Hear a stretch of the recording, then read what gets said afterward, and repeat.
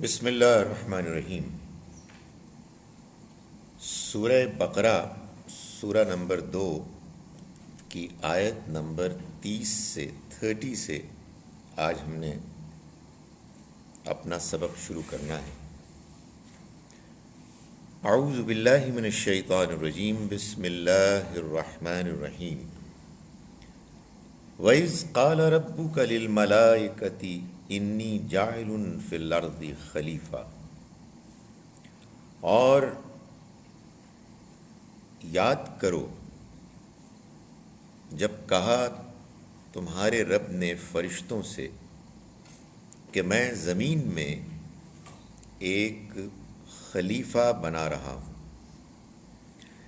یہ جو آیات ہم پڑھ رہے ہیں یہ سورہ بقرہ جو قرآن مجید کی بائے فار طویل ترین سورہ ہے، اس کی تمہیدی آیات ہیں، یعنی ان آیات میں اللہ تعالیٰ نے جو اصل مضمون ہے اس سے پہلے اس مضمون کو بیان کرنے کے لیے چند ابتدائی باتوں سے راستہ ہموار کیا ہے۔ سورہ مبارکہ جب ہم انشاءاللہ آگے چل کر پڑھیں گے تو ہم کو یہ بات معلوم ہوگی کہ بنیادی طور پر دو گروہوں کو ایک ترتیب کے ساتھ خطاب کر رہی ہے۔ پہلا گروہ ہے بنی اسرائیل کا گروہ، آپ کہیے یہودیوں کا۔ ان کو اللہ تعالیٰ دعوت دے رہے ہیں آیت نمبر 40 سے آنورڈز کہ وہ قرآن پر اور پیغمبر صلی اللہ علیہ وسلم پر ایمان لائیں۔ اور دوسرا حصہ اسی سورہ مبارکہ کا جب یہ ختم ہو جائے گا تو آگے چل کر اللہ تعالیٰ ان لوگوں سے خطاب کر رہے ہیں کہ جو اس دعوت کو قبول کر کے ایمان لے آئے، یعنی ان کو دین بتایا، ان کو شریعت بتائی۔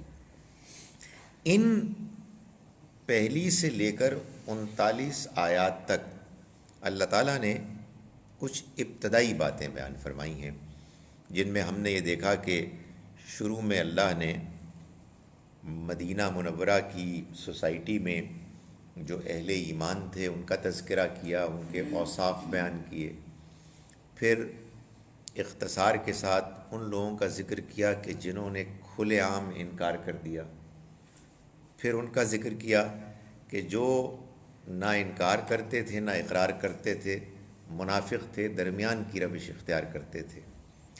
پھر اس کے بعد مدینہ منورہ ہی میں بعض لوگ جو مشرک تھے ان کو اللہ نے دعوت دی ایک مرتبہ، پھر گویا کہ مکی دور میں جو دعوت دی گئی اس کا ایک طرح سے خلاصہ بیان کر دیا گیا۔ اب یہ آیات ہیں جس میں اللہ تعالیٰ اسی طرح سے آگے بڑھ کر بنی اسرائیل کو ایمان کی دعوت دینے سے پہلے ان کی انڈرسٹینڈنگ، ان کے نقطۂ نظر کی روشنی میں راہ ہموار کر رہا ہے، تمہید بیان کر رہا ہے۔ تو بات کچھ یوں ہوئی کہ اللہ تعالیٰ یہ فرما رہے ہیں گویا کہ آپ ان سے پوچھئے کہ یہ انکار کرنے والے کیسے بن سکتے ہیں، اور یہ جو دنیا کی اسکیم ہے جس میں وہ رہ رہے ہیں انہوں نے کیا اس کے بارے میں جان لیا ہے؟ ان کو سناؤ، لیٹ them know۔ اذ قال ربک، جب کہا تمہارے رب نے، للملائکہ فرشتوں سے، انی جاعل فی الارض خلیفہ، کہ میں زمین میں ایک خلیفہ بنا رہا ہوں۔ لفظ خلیفہ عام طور پر تو جانشین، جو ایک کے بعد دوسرا کوئی اس کے بعد آنے والا ہوتا ہے، فرد بادشاہ کے یا کسی اور بھی اسی طرح کے مقام رکھنے والے، مرتبے رکھنے والے افراد کے لیے آتا ہے۔ لیکن یہی لفظ قرآن سے معلوم ہوتا ہے کہ ان کے لیے بھی آتا ہے کہ جو صاحب اقتدار ہیں، جن کو اختیار ملا، جن کو اختیار ملنے کے نتیجے میں انہوں نے اپنے اقتدار کو، اپنے اثر و رسوخ کو اسٹیبلش کیا۔ تو اللہ نے یہ فیصلہ سنایا فرشتوں کے سامنے کہ میں دنیا میں ایک مخلوق اب پیدا کر رہا ہوں جس کو کہ اختیار ملے گا، وہ اپنی مرضی سے فیصلے کریں گے اور اپنی مرضی سے دنیا میں وہ جتنا وقت ملے گا اس میں ان کا اقتدار ہوگا، ان کا اثر و رسوخ ہوگا۔ یہ اللہ نے فیصلہ سنایا فرشتوں کے سامنے۔ قالو، تو انہوں نے کہا، یعنی فرشتوں نے، اتجعل فیہا، کیا تو بنائے گا اس میں، من یفسد فیہا، ان کو کہ جو فساد مچائیں گے اس میں، ویسفک الدماء، اور خون بہائیں گے۔ یعنی فرشتوں نے اللہ کی طرف سے اس فیصلے کے اعلان کے بعد یہ نہیں کہا کہ سمعنا و اطعنا، ہم نے سنا اور ہم نے اطاعت کی۔ ہمارے ہاں تو عام طور پر یہ بتایا جاتا ہے کہ دین میں عقل کو استعمال کرنا ناجائز ہے، عقل کو استعمال کیا تو آپ گمراہ ہو جائیں گے، عجیب عجیب خیالات آئیں گے، طرح طرح کے سوالات آئیں گے، جوابات ملیں گے نہیں، اور پھر آپ ایک گمراہی میں مبتلا ہو جائیں گے۔ یہاں صورتحال یہ ہے کہ وہ اللہ کی مخلوق جس کے بارے میں ہم جانتے ہیں کہ وہ تو اللہ کے موسٹ اوبیڈینٹ سرونٹس ہیں، جن کے بارے میں قرآن کہتا ہے کہ وَيَفْعَلُونَ مَا يُؤْمَرُونَ، وہ کرتے ہیں جن کا ان کو حکم دیا جاتا ہے۔ ان کے سامنے اللہ نے کوئی معمولی بات پیش نہیں کی، اپنا ایک غیر معمولی فیصلہ اس نے بیان کیا کہ میں اب انسان بنا رہا ہوں، دنیا میں میں ان کو بھیجوں گا، ان کو اختیار ملے گا۔ تو فرشتوں کو یہ بات سمجھ میں نہیں آئی۔ انہوں نے کہا کہ کیا تو اس میں زمین میں بنائے گا ان کو جو اس میں فساد مچائیں گے اور ایک دوسرے کا خون بہائیں گے؟ یہ انہوں نے کیوں سوچا؟ یہ انہوں نے اس لیے خیال کیا کہ اللہ نے جو لفظ استعمال کیا اس مخلوق کے لیے، خلیفہ، یعنی ایک با اختیار اقتدار رکھنے والی مخلوق، اس میں یہ آپ سے آپ بات شامل تھی، نظر آ رہی تھی کہ ان کو اختیار ملے گا تو یہ ایک دوسرے کا خون بہائیں گے، زمین میں فساد مچائیں گے، آزادی کو غلط استعمال کریں گے۔ تو اللہ تعالیٰ یہ بات نہیں سمجھ میں آ رہی۔ اس سے میں یہ چاہتا ہوں کہ یہ بات، اجازت دیجیے مجھ کو، یہ لغو بات بالکل ختم ہو جانی چاہیے کہ ہمارے دین میں اللہ نے سوال کرنے، سمجھنے، غور و فکر کرنے، اور اگر کہیں کوئی آپ کو بات کھٹک رہی ہے تو اس پر اپنی کھٹک کا اظہار کرنے سے روکا ہے، ہرگز نہیں، بلکہ اس کو انکریج کیا ہے۔ یہ موقع نہیں ہے کہ میں اس کی تفصیل بیان کروں کہ جو قرآن مجید میں آیات آئی ہیں جن میں اللہ تعالیٰ بار بار یہ بیان فرماتے ہیں کہ سوچو، غور کرو، پوچھو، تدبر کرو اور صحیح بات تک پہنچو۔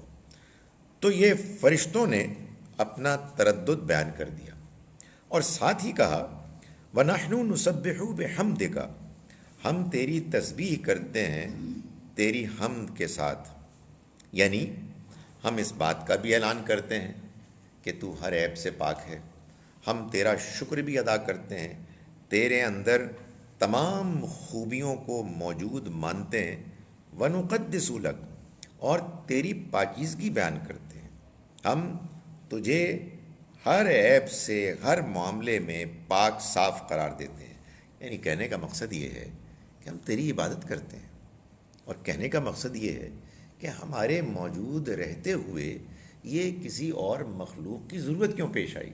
کہا نہیں یہ لیکن صاف معلوم ہو رہا ہے ایک طرف انہوں نے یہ اعتراض اٹھا دیا کہ یہ جو تو بنانے والا ہے جن کو، ان کے تو کرتوت ہم آپ کو بتا دیتے ہیں، اور دوسری طرف ہم پہلے ہی حاضر ہیں، آخر جو کچھ ہم کر رہے ہیں مطلب دبے الفاظ میں، کیا تو اس پر مطمئن نہیں ہے؟ تو ایک نئی مخلوق بنانے کی ضرورت کیا پیش آئی؟ اس موقع پر چاہیے تھا نا ایک مذہبی ذہن کے مطابق کہ اللہ تعالیٰ ایک فائنل فیصلہ سناتا کہ شٹ اپ، نکل جاؤ یہاں سے بدتمیز. نہیں، یہ نہیں کہا. فرمایا انی عالم ما لا تعلم، میں جانتا ہوں جو تم نہیں جانتے. یعنی اس میں بھی آپ دیکھیں جواب کیا ہے. جواب یہ نہیں ہے کہ تم بالکل نااہل ہو، عقل سے عاری ہو، بیوقوف ہو. نہیں، تمہاری بات غلط تو نہیں ہے، لیکن تم پوری بات نہیں جانتے. میں جانتا ہوں جو تم نہیں جانتے. تم نے تو میری اسکیم کے ظاہر کو دیکھ کے ایک فیصلہ سوچ لیا، ایک نتیجہ تم نے اب خیال کر لیا، لیکن میں اس کے علاوہ بھی جانتا ہوں جس وجہ سے میں یہ فیصلہ کر رہا ہوں. فرمایا وعلم آدم الاسماء. اب آگے کیا ہے؟ آگے اصل میں اللہ تعالیٰ اس کو واضح کر رہا ہے کہ تم کیا نہیں جانتے. جو جانتے ہو اس بنیاد پہ تم نے اعتراض تو کر لیا. میں تمہارے اعتراض پر مجھے کوئی اعتراض نہیں. ٹھیک ہے، تمہیں جو بات سمجھ میں آئی تم نے پوچھ لی. اب میں تمہیں بتاتا ہوں کہ جو تمہیں بات سمجھ میں نہیں آئی وہ کیا تھی. یہی ہوتا ہے نا، کوئی آپ کہتے ہیں کہ یہ آپ جو دین بتا رہے ہیں یہ سمجھ میں نہیں آ رہا، ہمارا یہ اعتراض ہے. آپ اس کا کوئی جواب دیتے ہیں، یا جواب سمجھ میں آئے گا یا نہیں آئے گا. یہی طریقہ ہے سمجھنے کا. آپ دعوت دیتے ہیں، آپ دلائل فراہم کرتے ہیں، آپ لوگوں کو سمجھاتے ہیں، لوگ غور کرتے ہیں اور پھر اس کے بعد رائے قائم کرتے ہیں. اسی میں ساری آزمائش ہوتی ہے کہ آپ دیانتداری سے بات سمجھ رہے ہیں نہیں سمجھ رہے. اور اسی میں آزمائش ہوتی ہے کہ آپ نے میری بات پر اعتراض کر دیا تو میرا ری ایکشن کیا ہے. میں غصے میں آ گیا کہ آپ ہوتے کون ہیں سوال کرنے والے. تو یہاں پھر اللہ تعالیٰ نے اب آگے بڑھ کر یہ بتایا کہ یہ کیا معاملہ ہے.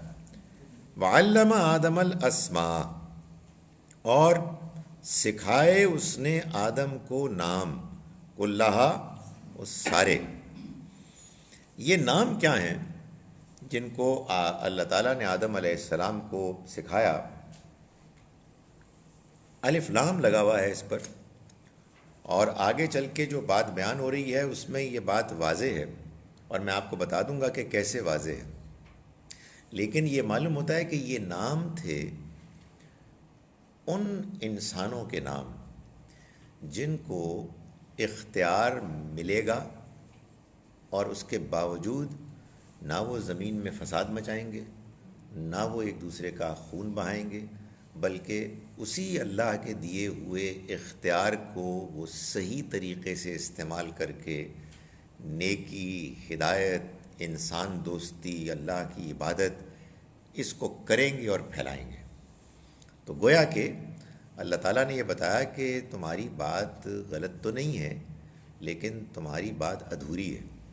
تم نے تصویر کے ایک رخ کو دیکھا کہ یہ اختیار ملے گا تو اس اختیار سے لوگ غلط فائدہ اٹھائیں گے اور اس کو غلط استعمال کریں گے.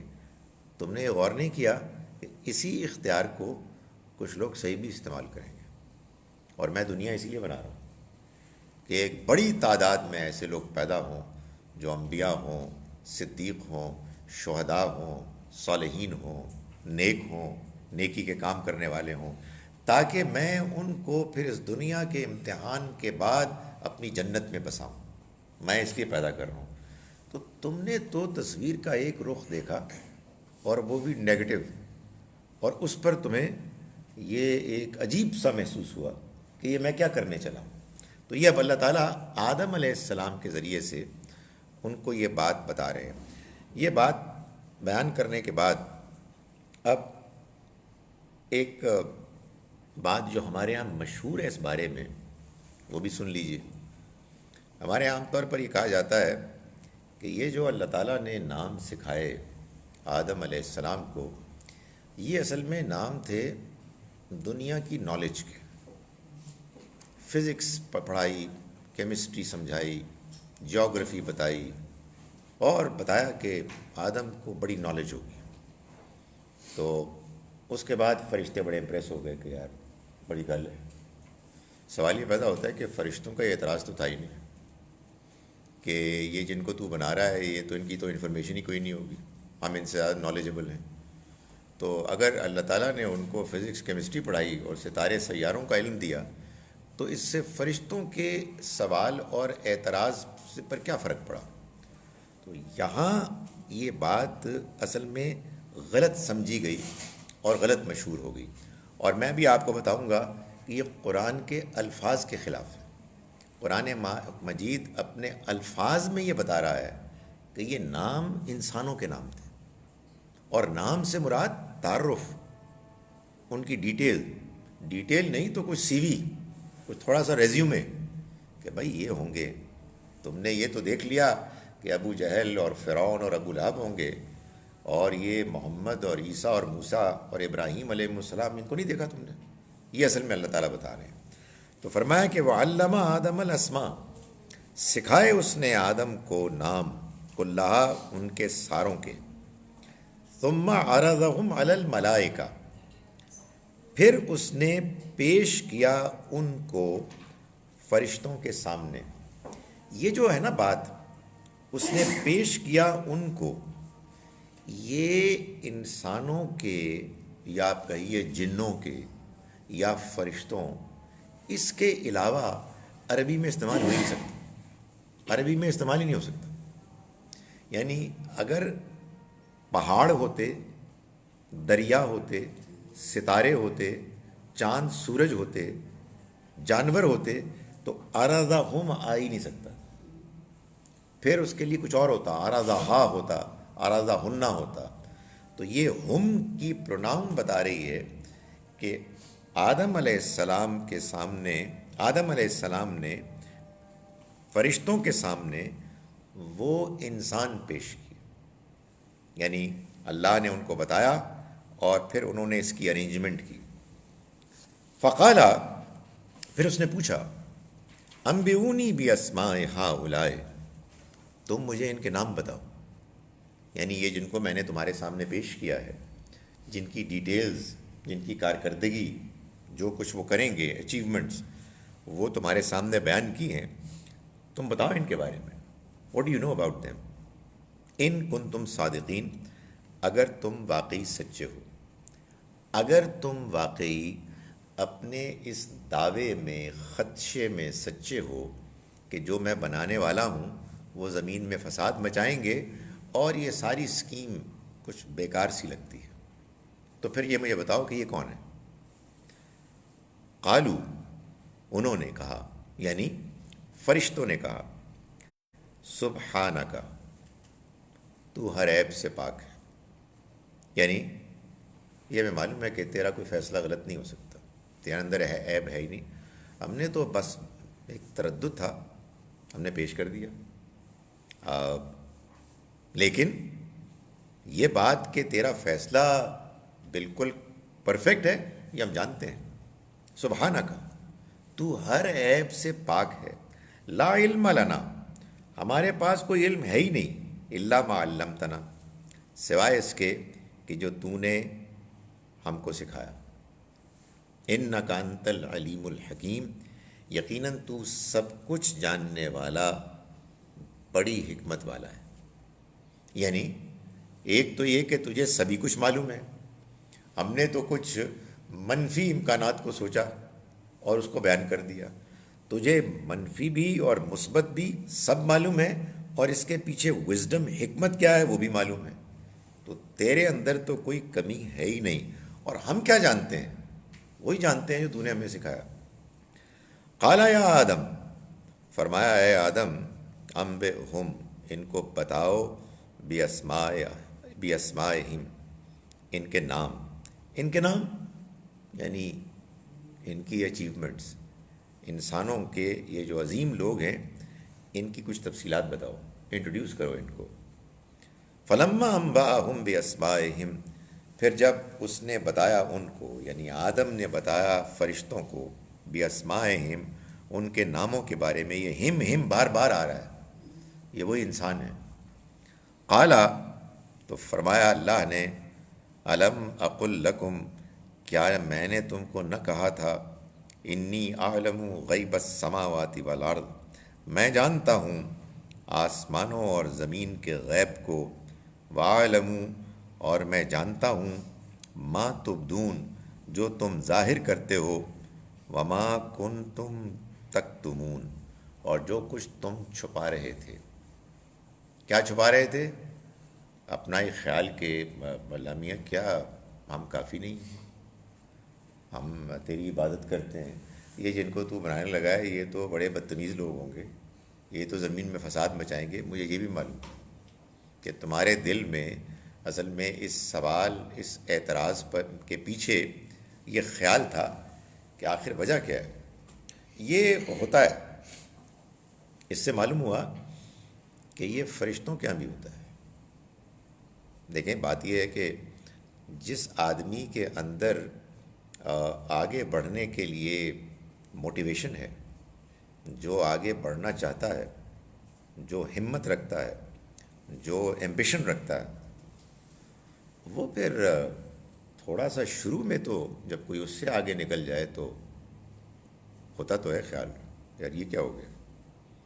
یہ جو ہوتا ہے نا کچھ حسد، کچھ دوسرے کی رقابت، دوسرے کے بارے میں خیال، یہ تو آئے گا ہی جب آپ کے اندر ایمبیشن ہی کوئی نہیں ہے، آپ کرنا ہی کچھ نہیں چاہتے، آپ بالکل فارغ ہیں، کوئی دلچسپی نہیں ہے، تو آپ کو کیا فرق پڑتا ہے آپ کو بندہ آگے چاہے پیچھے ہو، آپ مست ملنگ آدمی ہیں۔ تو یہ کوئی بری بات نہیں، لیکن اصل میں کمال یہ ہے کہ آدمی کہے کہ یار آگے نکل گیا، خدا کا فیصلہ ہے، بس ٹھیک ہے، ختم ہو گئی بات سمجھ میں آ گئی۔ لیکن شروع میں تردد نہ ہو۔ کیسے ہو سکتا ہے یار، کیسے ہو سکتا ہے تردد نہ ہو؟ یار میں نے محنت کی تھی، یار میرے اندر بھی صلاحیت ہے، but why has this man become more popular, یار یہ کیا چکر ہے؟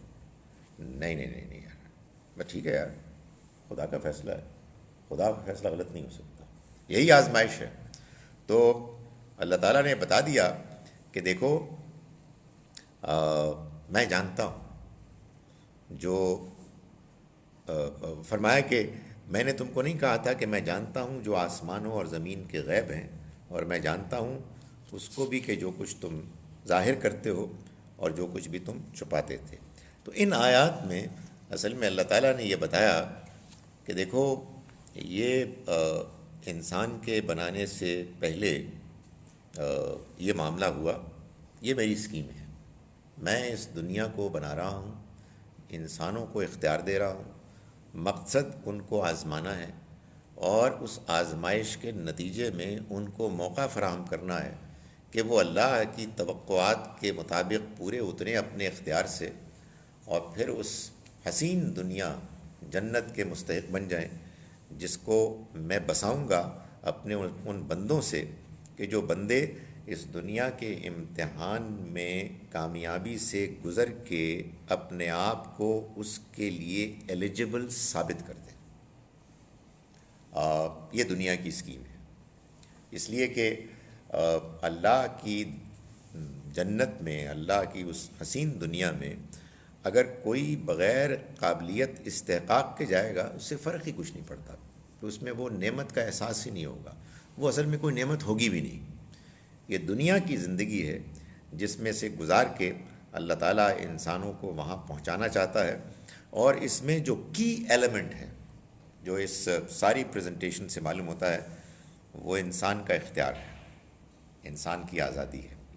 یہ آزادی ہے کہ جو انسان کو بگاڑتی ہے اور بگڑ کے وہ نچلے ترین درجے میں ہو جاتا ہے، اور یہی آزادی ہے کہ جو انسان کو اٹھاتی ہے اور اٹھتے اٹھتے وہ بلند ترین مقام کو پہنچ جاتا ہے۔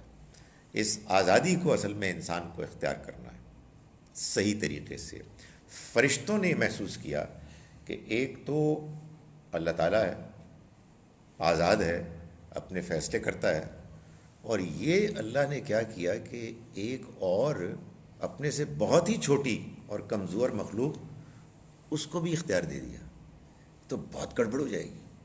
بڑے آرام سے دنیا چل رہی تھی، ہم زمین میں بھی آسمان میں بھی ہر جگہ ہوتے تھے، تو اب یہ جو مسئلہ ہے اس سے تو صورتحال بگڑ جائے گی. یہ بات بھی معلوم ہوتی ہے ہیونگ سیڈ دیٹ کہ فرشتوں کو ایک پہلی مخلوق کا بھی کی پرفارمنس معلوم تھی. جنات تو ہم سے پہلے تھے نا، وہ ابھی آنے والے ہیں، تو ان کی پرفارمنس وہ دیکھ چکے تھے. تو یہ بھی ان کا خیال ہوگا کہ ایک وہ ہیں اور ایک نئی جو ہے ایک مخلوق شروع ہو گئی ہے. So why? تو اللہ تعالیٰ نے اس کا جواب دے دیا، اور جب جواب مل گیا تو بس بات سمجھ میں آ گئی. یعنی اعتراض برائے اعتراض نہیں ہونا چاہیے. سوال کیوں پیدا ہوتا ہے؟ اس لیے ہوتا ہے کہ اٹس ناٹ میکنگ سینس، یہ کچھ بات سمجھ میں نہیں آ رہی. تو آدمی پوچھتا ہے، یہی عقل کرتی ہے. آپ اینالائز کرتے ہیں، آپ چیزوں کو ایک دوسرے کے ساتھ ریلیٹ کرتے ہیں، آپ ایک پکچر بناتے ہیں، اور آپ کہتے ہیں یار نہیں، یہ نہیں، اس میں بڑے سیریس کویسچنز ہیں جن کے جواب نہیں مل رہے. پھر آپ کو کوئی جواب دے دیتا ہے، اس کے بعد ایک آزمائش ہوتی ہے کہ جواب ملنے کے بعد آپ مان لیں یا کہیں کہ نہیں، میں نہیں مان رہا، آپ سنیں ہی نہ. تو فرشتوں نے بات سنی اور فرشتوں نے اعتراف کر لیا. وَإِذْ قُلْنَا لِلْمَلَائِكَةِ اسْجُدُوا لِآدَمَ فَسَجَدُوا إِلَّا إِبْلِيسَ. اور یاد کرو اس موقع کو بھی کہ جب ہم نے فرشتوں سے کہا کہ تم سجدہ کرو آدم کو، تو سبھی نے سجدہ کیا سوائے ابلیس کے. یہ اب معلوم ہوتا ہے کہ ایک اور واقعہ ہے. کوئی ضروری نہیں ہے، اٹس ناٹ نیسسری کہ یہ پچھلے بیان کیے ہوئے واقعے کے فوراً بعد ہی ہو گیا. نہیں، یہ بالکل انڈیپینڈنٹ. اب معلوم نہیں کتنے عرصے بعد یہ ایک اور واقعہ ہوا.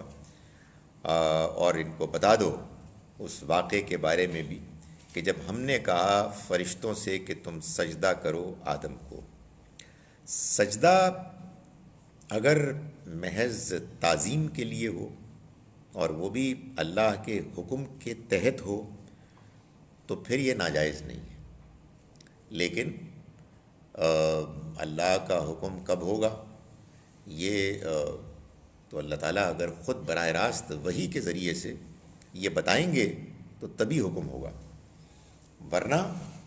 ورنہ کسی کے لیے تعظیماً بھی جھکنا یہ اصل میں اس سجدے کے قریب لے جانے والی چیز ہے کہ جو شرک ہے.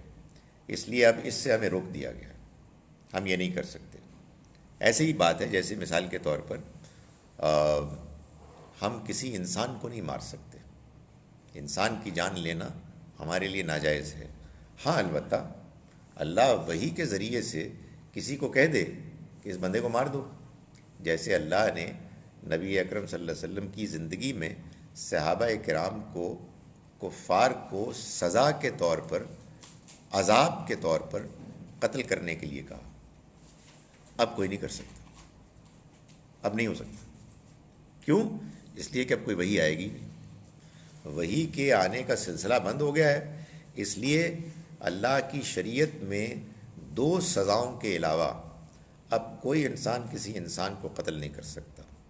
اور اللہ کی شریعت میں کے آ جانے کے بعد اور وحی الہی کے بند ہو جانے کے بعد اب یہ نہیں ہو سکتا کہ ایک آدمی اپنے اجتہاد سے کہے جی کہ میں تعظیماً کسی کے آگے سجدہ کر رہا ہوں. تو یہ اللہ تعالیٰ فرماتے ہیں ہم نے کہا فرشتوں سے کہ تم سجدہ کرو آدم کو، تو سجدہ کیا سبھی نے سوائے ابلیس کے. یہ جو سجدہ کیا فرشتوں نے، یہ اللہ تعالیٰ نے انسانوں کے آگے سجدہ کرا کے 2 باتیں واضح کی.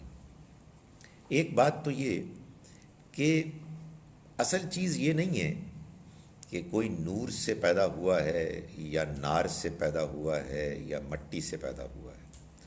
اصل چیز اللہ کا حکم ہے، اصل چیز سچائی ہے، اصل چیز حق ہے، اصل چیز دلیل ہے. اس سے کوئی فرق نہیں پڑتا کہ کوئی قریش خاندان سے ہے، بنی اسرائیل سے ہے، کوئی حبشی ہے. اگر کسی کی جانب سے بات آ رہی ہے جو صحیح ہے، جو سمجھ میں آتی ہے، جو مدلل ہے، وہ خدا کا حکم ہے، وہ خدا کا فرمان ہے، اس کے آگے جھک جانا چاہیے. یہی بات جو میں ابھی کر رہا تھا کہ ہم بعض اوقات یہ ہوتا ہے کہ بعض دوسرے لوگوں کے بارے میں یہ خیال ہوتا ہے کہ یہ آگے نکل گئے، اور کچھ نہ کچھ تو ہارٹ برننگ ہوتی ہے کہ یار محنت تو میں نے بھی تھوڑی نہیں کی تھی، ٹھیک ہی تھا میں بھی، مگر وہ آگے نکل گیا۔ تو اب جب یہ معلوم ہو جائے کہ خدا کا فیصلہ ہے تو بس آدمی فرشتوں کی طرح سجدہ کر لے، سجدے سے مراد مان لے کہ بس ٹھیک ہے، خدا کا حکم ہے، خدا کے آگے تو نہیں لڑ سکتے نا بھائی، اس کے فیصلے کا کیا ہم احتجاج کریں گے؟ تو اصل میں حسد کیا ہے؟ یعنی حسد کو پالنا، یہ خدا کے فیصلے کا انکار ہے، وہ احتجاج ہے۔ تو فرشتوں کو جب اللہ کا فیصلہ معلوم ہو گیا تو انہوں نے سجدہ کر لیا۔ دوسری چیز جو اللہ تعالیٰ نے اس میں بتائی وہ یہ بتائی انسانوں کو کہ دیکھو، اللہ نے تم کو یہ شرف دیا کہ تمہارے آگے اللہ کے حکم سے فرشتے بھی جھک گئے۔ بڑی بد نصیبی ہوگی تمہاری کہ اگر تم اس حیثیت کو پانے کے بعد کسی اور کے آگے جھکے، یعنی اس حیثیت کو حاصل کرنے کے بعد تو تمہیں صرف اللہ کے سامنے جھکنا چاہیے۔ تو سب نے سجدہ کیا سوائے ابلیس کے۔ ابلیس کے بارے میں قرآن مجید میں سورہ کہف میں یہ واضح کیا کہ وہ جن تھا۔ ابلیس، یہ لفظ بتا رہا ہے کہ اس کا مطلب ہے مایوس کرنا، مایوس ہونا، سو وہ ایک مایوسی پھیلاتا ہے، یعنی ہم کو اللہ کے بارے میں، اللہ کی رحمت کے بارے میں مایوس کرتا ہے۔ تو وہ جو ایک جن تھا اس نے سجدہ نہیں کیا۔ اس کے بارے میں یہ باتیں مشہور ہو گئیں کہ وہ جن تھا اور بڑا عبادت گزار تھا اور اس لیے وہ فرشتوں میں شامل ہو گیا۔ نہیں، یہ اس ڈسکرپشن سے معلوم ہوتا ہے کہ اسی اسمبلی میں فرشتوں کے علاوہ جنات بھی تھے، دونوں اپنی خلقت، اپنی اوریجن کے لحاظ سے جس سے وہ بنے ہیں وہ کچھ قریب قریب ہیں۔ تو معلوم ہوتا ہے کہ جن کو سجدے کے لیے کہا گیا وہ فرشتے بھی تھے اور وہ جنات بھی تھے۔ تو جنات میں سے ابلیس نے انکار کر دیا۔ یہ صرف فرشتوں کا ذکر کیوں کیا گیا؟ یہ ایک بیان کا انداز ہوتا ہے جس کو کہتے ہیں اعلیٰ سبیل تغلیب۔ ایک غالب گروہ کا آپ نے نام لیا اور باقی سب کو مراد لے لیا، بجائے اس کے کہ آپ سب کے نام لیں۔ بھائی ایک کا نام لے لی کافی ہے۔ اس وقت تو تغلیب خواتین کی ہے، لیکن سمجھانے کے لیے میں مثال دے رہا ہوں کہ قرآن مجید میں اللہ تعالیٰ جو بہت سی باتیں کرتا ہے، میں یہی بات جو آپ نے بہت سنی ہے، یا ایھا الذین آمنو، اس کو اگر میں آپ کے سامنے گرامیٹیکلی بیان کروں تو یہ اصل میں میسکولن جینڈر میں بیان ہو رہا ہے، لیکن اس میں یا ایھا اللاتی آمنا بھی شامل ہے۔ تو اب یہ بڑی عجیب سی بات ہوتی ہے، بورنگ بات ہوتی ہے کہ اللہ تعالیٰ کہے یا ایھا الذین آمنو و یا ایھا اللاتی آمنا، تو میسکولن جینڈر بیان کیا اور سب مراد لے لیا۔ مطلب یہ آج کل کے دور میں ایک نیا ٹرینڈ ہو گیا ہے۔ ٹھیک ہے، زمانے بدلتے ہیں کہ اب لوگ لکھتے ہیں ہی/شی، بلکہ ایک اور ٹرینڈ یہ ہو گیا کہ شی لکھتے ہیں اور اس شی کے اندر ہی بھی موجود ہے، ایس ہٹا دیں تو ہی رہ جائے گا۔ تو ایک طویل دور تک انسانوں کے ہاں ان کی زبانوں میں جب آپ کو کوئی بات بیان کرنی ہوتی تھی تو وہ میسکولن جینڈر میں بیان ہوتی تھی اور اس میں مرد خواتین سب مراد ہوتے تھے، سوائے اس کے کوئی ایکسیپشن کی کوئی وجہ ہو۔ تو یہاں بھی یہ بتانے کی قطعاً کوئی ضرورت نہیں تھی کہ اللہ نے جو کہا سجدہ کرنے کے لیے وہ فرشتوں کو بھی کہا، جنوں کو بھی کہا، وہ اس لیول کے کلام میں ایک بڑی بورنگ سی چیز ہوتی ہے، اللہ یہ کوئی بہت ضروری بات تھی۔ اور وہ بات واضح ہو گئی بھائی کہ جب ابلیس نے سجدہ نہیں کیا اور ابلیس جن ہے تو جنات بھی شامل تھے، ان کو بھی کہا گیا تھا ابا واستکبرا، اس نے سجدہ کیوں نہیں کیا؟ اس نے انکار کیا اور تکبر کیا، یعنی وہ ایروگنٹ ہو گیا۔ اس ایروگنس کو قرآن نے اور جگہوں پر بیان کیا اور یہ بتایا کہ اس نے کہا کہ خلقتنی من نار، تو نے مجھ کو آگ سے پیدا کیا، وخلقتہ من طین، اور تو نے اس کو مٹی سے پیدا کیا۔ تو اللہ تعالیٰ یہ بتا رہے ہیں کہ یہ جو انسان کے اندر سوچ ہے کہ جس میں وہ اپنے آپ کو دوسروں کے مقابلے میں بڑا سمجھتا ہے اور پھر یہاں تک پہنچ جاتا ہے کہ خدا کا فیصلہ آ جاتا ہے اور وہ کہتا ہے میں نے نہیں ماننا، تو یہ اصل میں ایک آدمی کے اندر مقابلے بازی جو ہوتی ہے وہ ٹھیک ہی ہے، وہ بڑھ کر تکبر بن گئی، جس کو قرآن نے ایک اور جگہ یوں بیان کیا نا کہ ناک تھی، ناک تو بڑی اچھی چیز ہے، وہ سونڈ بن گئی، تو یہ تو اب حد سے بڑھ گئی چیز۔ ہر چیز انسان کے پاس جو ہے اللہ کی طرف سے وہ نعمت ہے، لیکن انسان بہت سی نعمتوں کو حد سے آگے بڑھا کر ایک زحمت بنا دیتا ہے۔ یہ جو غصہ بھی ہے یہ بھی ایک بری چیز نہیں ہے، اس لیے کہ آدمی کے اندر غیرت ہونی چاہیے برائی کے خلاف، لیکن بھائی اتنی بات ہے کہ آدمی کے اندر یہ ہونا چاہیے کہ نہیں یار یہ ٹھیک نہیں ہو رہا، اٹس رانگ، اس کو کریکٹ ہونا چاہیے۔ مگر جب آپ آپے سے باہر ہو جائیں، معلوم ہوتا ہے کبھی ان کا موڈ ہی ٹھیک نہیں ہوتا اور آپ نے اپنے سے کسی چھوٹے کو دیکھا تو اس کو شروع ہو گئے آپ اس کے بارے میں، یہ چیز ہے جس کو کہ ہمیں کنٹرول کرنا چاہیے۔ تو فرمایا کہ سبھی نے سجدہ کیا سوائے ابلیس کے، اس نے انکار کیا اور تکبر کیا، وَكَانَ مِنَ الْكَافِرِينَ، اور وہ کافروں میں سے ہو گیا، یعنی جان بوجھ کر انکار کرنے والوں میں سے، سمجھ کر معلوم کر کے پھر انکار کرنے والا ہو، یہ کافر ہوتا ہے۔ ظاہر ہے جس بندے کو پتہ ہی کچھ نہیں ہے یا جس کے ذہن میں سوالات ہیں، آپ نے ان سب کو کافر بنا دیا۔ ادھر تو اللہ میاں فرشتوں کو اس معاملے میں الاؤنس دے رہے ہیں جن کے سامنے سب کچھ کلیئر تھا، لیکن پھر بھی ان کے ذہن میں کچھ کویسچنز تھے، تو یہ بتا دیا کہ اصل میں یہ ہے وہ چیز کہ جو انسان کو خراب کرتی ہے، بگاڑتی ہے۔ اور یہ تمہید میں بات ہو رہی ہے، آگے امیجیٹلی آگے آپ یہ دیکھیں گے کہ اللہ تعالیٰ بنی اسرائیل کو دعوت دیں گے کہ وہ قرآن پر اور نبی صلی اللہ علیہ وسلم پر ایمان لے آئیں اور پہلے انکار کرنے والے نہ بنیں، اور ان کو اس دعوت دینے سے پہلے یہ ابلیس کا واقعہ سنایا تاکہ ان کو یہ بتایا جائے کہ دیکھو تم کو اب یہ فیصلہ کرنا ہے کہ تم کیا فرشتوں کا رویہ اختیار کرو گے یا ابلیس کا۔ دونوں کے سامنے ایک آزمائش آئی، ایسا نہیں ہے کہ فرشتوں کو کوئی تردد نہیں تھا، سوالات تھے، انہوں نے سوال کیا، ان کو جواب ملا، بات سمجھ میں آ گئی، انہوں نے بات مان لی، لیکن ابلیس نے کہا کہ آئی ایم سپیریئر اور میں نہیں اس کو مانوں گا۔ تو اگر تم نے یہ کہا کہ تم بنی اسرائیل ہو اور تم بنی اسماعیل کو نہیں وہ حیثیت دے سکتے چاہے ان میں کوئی پیغمبر بھی آ جائے، تو یہ اصل میں اب تکبر ہے۔ اور ان کے تاریخ سے معلوم ہوتا ہے کہ وہ اپنے آپ کو سپیریئر بھی سمجھتے تھے، بنی اسماعیل کو اپنے سے کمتر بھی سمجھتے تھے، ان کو گھٹیا قرار دیتے تھے، ان کے بارے میں فضول قسم کی باتیں کرتے تھے۔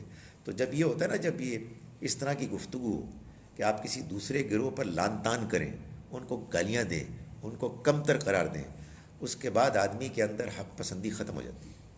اس کی وجہ یہ ہے کہ ہو سکتا ہے کہ ایک دن آپ کو معلوم ہو کہ جن کو آپ نے گھٹیا قرار دیا، جن کا آپ نے ریکارڈ لگایا، جن کو آپ نے نام بتائے، بیان کیے مذاق اڑانے کے لیے، وہ آپ کے سامنے کھڑا کر دیا اللہ نے آپ سے بہتر کر کے، تو اس کے بعد آدمی کے اندر اخلاقی جرأت ہی نہیں رہتی کہ وہ مانے کہ بھائی یہ تو مجھ سے غلطی ہوگی۔ تو اصل میں یہ بتایا جا رہا ہے کہ یہ جو تکبر ہے، اور یہ تکبر بلڈ اپ ہوتا ہے۔ مجھے ابھی میں ایک جگہ گفتگو کر رہا تھا، کسی نے پوچھا کہ یار یہ بات نہیں سمجھ میں آتی کہ نبی صلی اللہ علیہ وسلم نے فرمایا کہ جس نے اپنے پائنچے ٹخنوں سے نیچے کیے تکبر کے ساتھ، اس کا وہ حصہ آگ میں جائے گا۔ بھائی یہ گناہ تو بڑا چھوٹا ہے اور سزا بہت بڑی ہے۔ تو میں نے کہا نہیں، آپ بات نہیں سمجھے، تکبر ہے بھائی، یہ تکبر صرف پائنچے میں نہیں ہوتا، یہ گفتگو میں بھی ہوتا ہے، یہ چلنے میں بھی ہوتا ہے، یہ فیصلوں میں بھی ہوتا ہے۔ بندہ دوسروں کو گھٹیا سمجھتا ہے اور اپنے اندر اپنی ایک سپیریورٹی کا اس کے اندر ایک احساس ہوتا ہے، جس کے بعد اس کے لیے حق کوئی چیز نہیں ہوتا، اس کے لیے دلیل کوئی چیز نہیں ہوتی، اس کے سامنے بس یہ ہوتا ہے میں، میری شخصیت، میری حیثیت اور بس۔ تو یہ ابلیس نے کیا، اور اللہ تعالیٰ نے بتایا کہ وہ اس نے انکار کیا اور تکبر کیا، اور وہ جان بوجھ کر انکار کرنے والوں کافروں میں ہو گیا۔ وَقُلْنَا يَا آدَمُ اسْكُنْ أَنْتَ وَزَوْجُكَ الْجَنَّةَ، اور ہم نے کہا اے آدم تم رہو، تم بھی اور تمہاری بیوی بھی اس باغ میں۔ جنت اصل میں باغ کو کہتے ہیں عربی زبان میں، اور قرآن میں اس مفہوم میں آیا بھی ہے۔ سورہ قلم میں اللہ تعالیٰ نے بتایا کہ ان کو قصہ سناؤ ان باغ والوں کا۔ سورہ کہف میں بھی ہے، ایک شخص تھا جس کے 2 باغ تھے، اس کے لیے بھی لفظ ہے جنت، جنتین۔ یہ جنت بن گئی، جنت جنت بن گئی جب اللہ نے اس کو میٹافوریکلی، استعارے کے طور پر اس دنیا کے لیے استعمال کیا کہ جو دنیا اللہ اپنے ان بندوں کو دے گا کہ جو اس دنیا میں کامیابی کے ساتھ زندگی گزار کے جائیں گے۔ وہ میٹافر ہے، یعنی وہ ایک استعارے کی زبان ہے جس میں اللہ نے ایک حسین باغ کا تصور دیا ہے۔ لیکن یہاں اسی لفظ کے اشتراک کی وجہ سے لوگ بہت سے سمجھتے ہیں کہ اللہ میاں نے حضرت آدم کو پہلے جنت میں بھیج دیا، نہیں، باغ میں بھیجا۔ وہ باغ زیادہ امکان یہی لگتا ہے کہ ادھر ہی کہیں تھا دنیا میں۔ کہاں تھا یہ اللہ تعالیٰ انٹرسٹڈ نہیں ہوتے بتانے میں، اللہ تعالیٰ زیادہ امپورٹنٹ چیزیں بتانا چاہتے ہیں، آپ نے کہیں تلاش کرنا ہے۔ میں ابھی بات کر رہا تھا کہ اس کے 3 تو مجھے معلوم ہے کلیمنٹس۔ ایک دعویٰ ہوتا ہے سری لنکا میں، آپ جائیں تو آپ کو حضرت آدم والا بتا دیا جائے گا پہاڑ کے اوپر۔ ہاں جی، ساؤتھ افریقہ میں بھی ایک دعویٰ ہے، اور ریاض کے قریب بھی سعودی عربیہ میں بھی ایک دعویٰ ہے۔ تو کہاں ہے یہ نہیں معلوم، اور ڈزنٹ میٹر، یہ irrelevant بات ہے۔ اصل چیز یہ ہے کہ اللہ نے کہا آدم سے بھی اور ان کی بیوی سے بھی کہ تم رہو، زوجک الجنہ، تم رہو اس باغ میں، وَكُلَا مِنْهَا رَغَدًا حَيْثُ شِئْتُمَا، اور تم کھاؤ فراغت کے ساتھ جہاں سے چاہو، کوئی تمہیں روک ٹوک نہیں ہے۔ وَلَا تَقْرَبَا هَٰذِهِ الشَّجَرَةَ، مگر دیکھنا اس درخت کے قریب نہ آنا، فَتَكُونَا مِنَ الظَّالِمِينَ، پھر کہیں تم ظالموں میں نہ ہو جانا۔ یہ پہلی بات تو یہ ہے کہ اس میں جو کھاؤ اطمینان کے ساتھ، یہ بتایا گیا کہ اصل میں اصلاً تمہیں یہ زندگی ملنے والی ہے جس میں تمہیں چین، آرام، سکون ہوگا، کوئی روک ٹوک نہیں ہوگی۔ لیکن دوسری بات یہ بتائی کہ یہ آزمائش ہے، اس سے گزر کے جانا ہوگا، اس درخت کے قریب نہ جانا۔ یہ جو درخت ہے الشجرہ، سورہ طٰہٰ ہے، سورہ نمبر 20، غالباً اس کی آیت نمبر بھی 20 ہے، جس میں اللہ تعالیٰ نے اس کو شجرۃ الخلد کہا ہے۔ خلد جس سے خالد ہے، خالدینہ، ہمیشہ، ہمیشگی کا درخت۔ اس سے مراد کیا ہے؟ اس سے مراد معلوم ہوتی ہے، ایک جگہ اور اللہ تعالیٰ نے اس کو جیسے ڈسکرائب کیا ہے کہ جب انہوں نے اس کو کھایا، اس کے پھل کو، تو ان کی شرم گاہیں ایک دوسرے پر ظاہر ہونے لگیں اور وہ پتوں سے چھپانے لگے۔ اس سے یہ معلوم ہوتا ہے کہ یہ اصل میں میٹافوریکلی اللہ نے ڈسکرائب کیا کہ یہ اصل میں تناسل کی جو ہے نا آگے بڑھنے کا درخت ہے، یعنی وہی تعلق کے جو شوہر اور بیوی میں ہوتا ہے، اس تعلق کو ڈسکرائب کیا گیا، جس کو قرآن مجید نے کہا کہ یہ سوائے اس رشتے کے باقی ناجائز ہے، ناپاک ہے، اور ایک انسان کے لیے بڑی آزمائش اور بڑا فتنہ ہے۔ لیکن اگر وہ اس رشتے کے ساتھ اس پھل کو کھائے گا تو گویا کہ اس نے لباس پہن لیا. تو شوہر اور بیوی کو ایک دوسرے کا لباس قرار دیا کہ یہ اس کو پہن کے جب پھل کھاتے ہیں تو پھر وہ برہنہ نہیں ہوتے, پھر وہ ایمبیرس نہیں ہوتے, پھر ان سے وہ غلطی نہیں ہوتی. تو یہاں جو بات بتانی مقصود ہے وہ یہ ہے کہ دیکھو یہ دنیا تمہارے لیے ہے, لیکن اس آزمائش سے تمہیں گزرنا ہے, اس لیے کہ یہ پھل تم نے کھا لیا تو پھر تم ظالموں میں سے ہو جاؤ گے.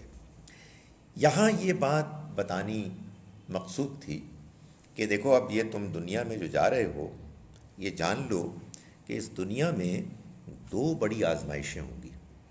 ایک تو وہ کہ جس کا تم نے ابھی مظاہرہ دیکھ لیا, ابلیس والی انانیت. انسان انانیت کی وجہ سے تکبر کرے گا اور یہ تکبر انسان کو راہ ہدایت سے ہٹا دے گا. اپنے تکبر کے نشے میں وہ سچائی کو ماننے سے گریز کرے گا. اور دوسری آزمائش جنس کی, بے حیائی کی, یہ بھی قدم قدم پر آئے گی اور تمہیں رسوا کرے گی, گندگی تمہارے اوپر پھینکنے کی کوشش کرے گی, اور تم اگر اس سے نہ بچے تو تم ذلیل ہوگے. سو یوں سمجھیے کہ دنیا کی آزمائش میں بھیجنے سے پہلے اللہ نے انسان کو ان کی ابتدا میں یہ دو important weaknesses, shortcomings, barriers یہ بیان کر دیے کہ یہ اصل میں تمہارے لیے اس امتحان میں اصل دو مسائل ہیں جن کو کہ تمہیں ٹھیک طرح سے ہینڈل کرنا ہے. فَأَزَلَّهُمَ الشَّيْطَانُ عَنْهَا, تو کیا ہوا کہ شیطان نے ان کو وہاں سے پھسلا دیا. یعنی ان کو دوسرے مقامات سے معلوم ہوتا ہے کہ ایسے باور کرایا, ایسے ان کو سبز باغ دکھائے, ڈورے ڈالے کہ یہی تو درخت ہے بھائی, باقی تو سب کچھ ایسے ہی ہے, یہی تو ساری کامیابی ہے, بے حیائی نہیں ہوگی, کلبز نہیں ہوں گے, ڈانس نہیں ہوں گے, تو پھر دنیا میں رکھا کیا ہے یار, ایسے ہی فوت ہو جائے, مار دو یار ہمیں, اصل چیز تو یہی ہے. تو یہ اس نے سمجھایا کہ دیکھو دس از ماڈرنزم, یہ ترقی ہے, اسی میں خوشحالی ہے, اسی میں سمجھا جائے گا کہ تم سمجھدار پڑھے لکھے لوگ, باقی تو ایسی فضول باتیں. تو اس نے یہ ان کو باقاعدہ کنونس کیا, اور انسان تھے تو وہ پھسل گئے, اس لیے کہ شیطان کا وار جو ہے اس کو انڈر اسٹیمیٹ نہیں کرنا چاہیے. وہ آدمی کو اوور کانفیڈنٹ کرتا ہے. آپ کے خیال میں میرے اندر کوئی برائی ہے, میں برا کام کروں گا؟ کم آن مین. آج مجھے میسیج سمجھانے کے لیے میں کہہ رہا ہوں, آج مجھے ایک اپنی اسٹوڈنٹ کا ایک میسیج آیا.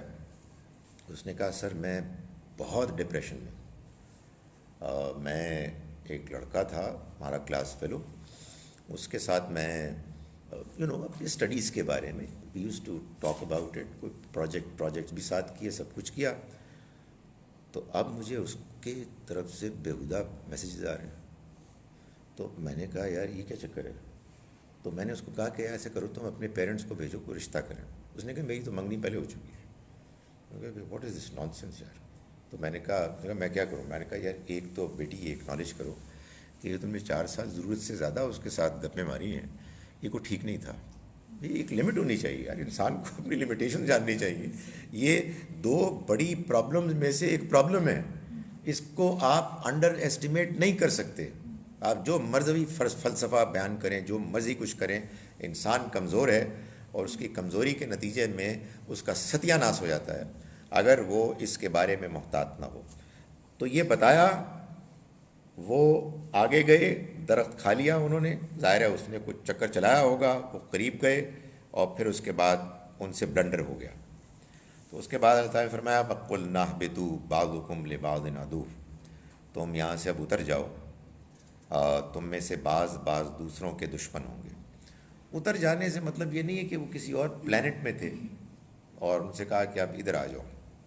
نہیں، وہ معلوم ہوتا ہے کوئی اونچی زمین تھی، ادھر سے ادھر کر دیا. یہ لفظ اللہ نے ان کے لیے بھی استعمال کیا ہے، بنی اسرائیل کے لیے بھی. اہبطوا مصرن، تم چلے جاؤ کسی مصر کی طرف.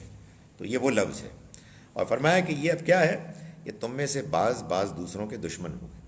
یعنی یہ بتا دیا کہ شیطان تمہارا ازلی ابدی دشمن ہے، اس سے بچ کے رہنا، وہ اس کے چکر میں نہ آنا.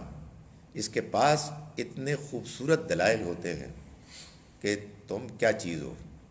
اچھا، پرابلم کیا ہے؟ پرابلم یہ ہے کہ آزمائش کے لیے اللہ تعالیٰ نے یہ کیا ہے کہ ہم تو اس کو نہیں دیکھ سکتے، وہ ہم کو دیکھ لیتا ہے. اسے معلوم ہے کہ ان کی کیا ویکنیس ہے اور ان کی کیا ویکنیس ہے، اور وہ ہر ایک کی ویکنیس کے مطابق پھینکتا ہے جال، اور آدمی پھنس جاتا ہے. تو یہ تجربہ کرا کے اللہ تعالیٰ نے کہا اب جاؤ اینڈ بی ایبسلیوٹلی کلیئر کہ تم ایک دوسرے کے دشمن.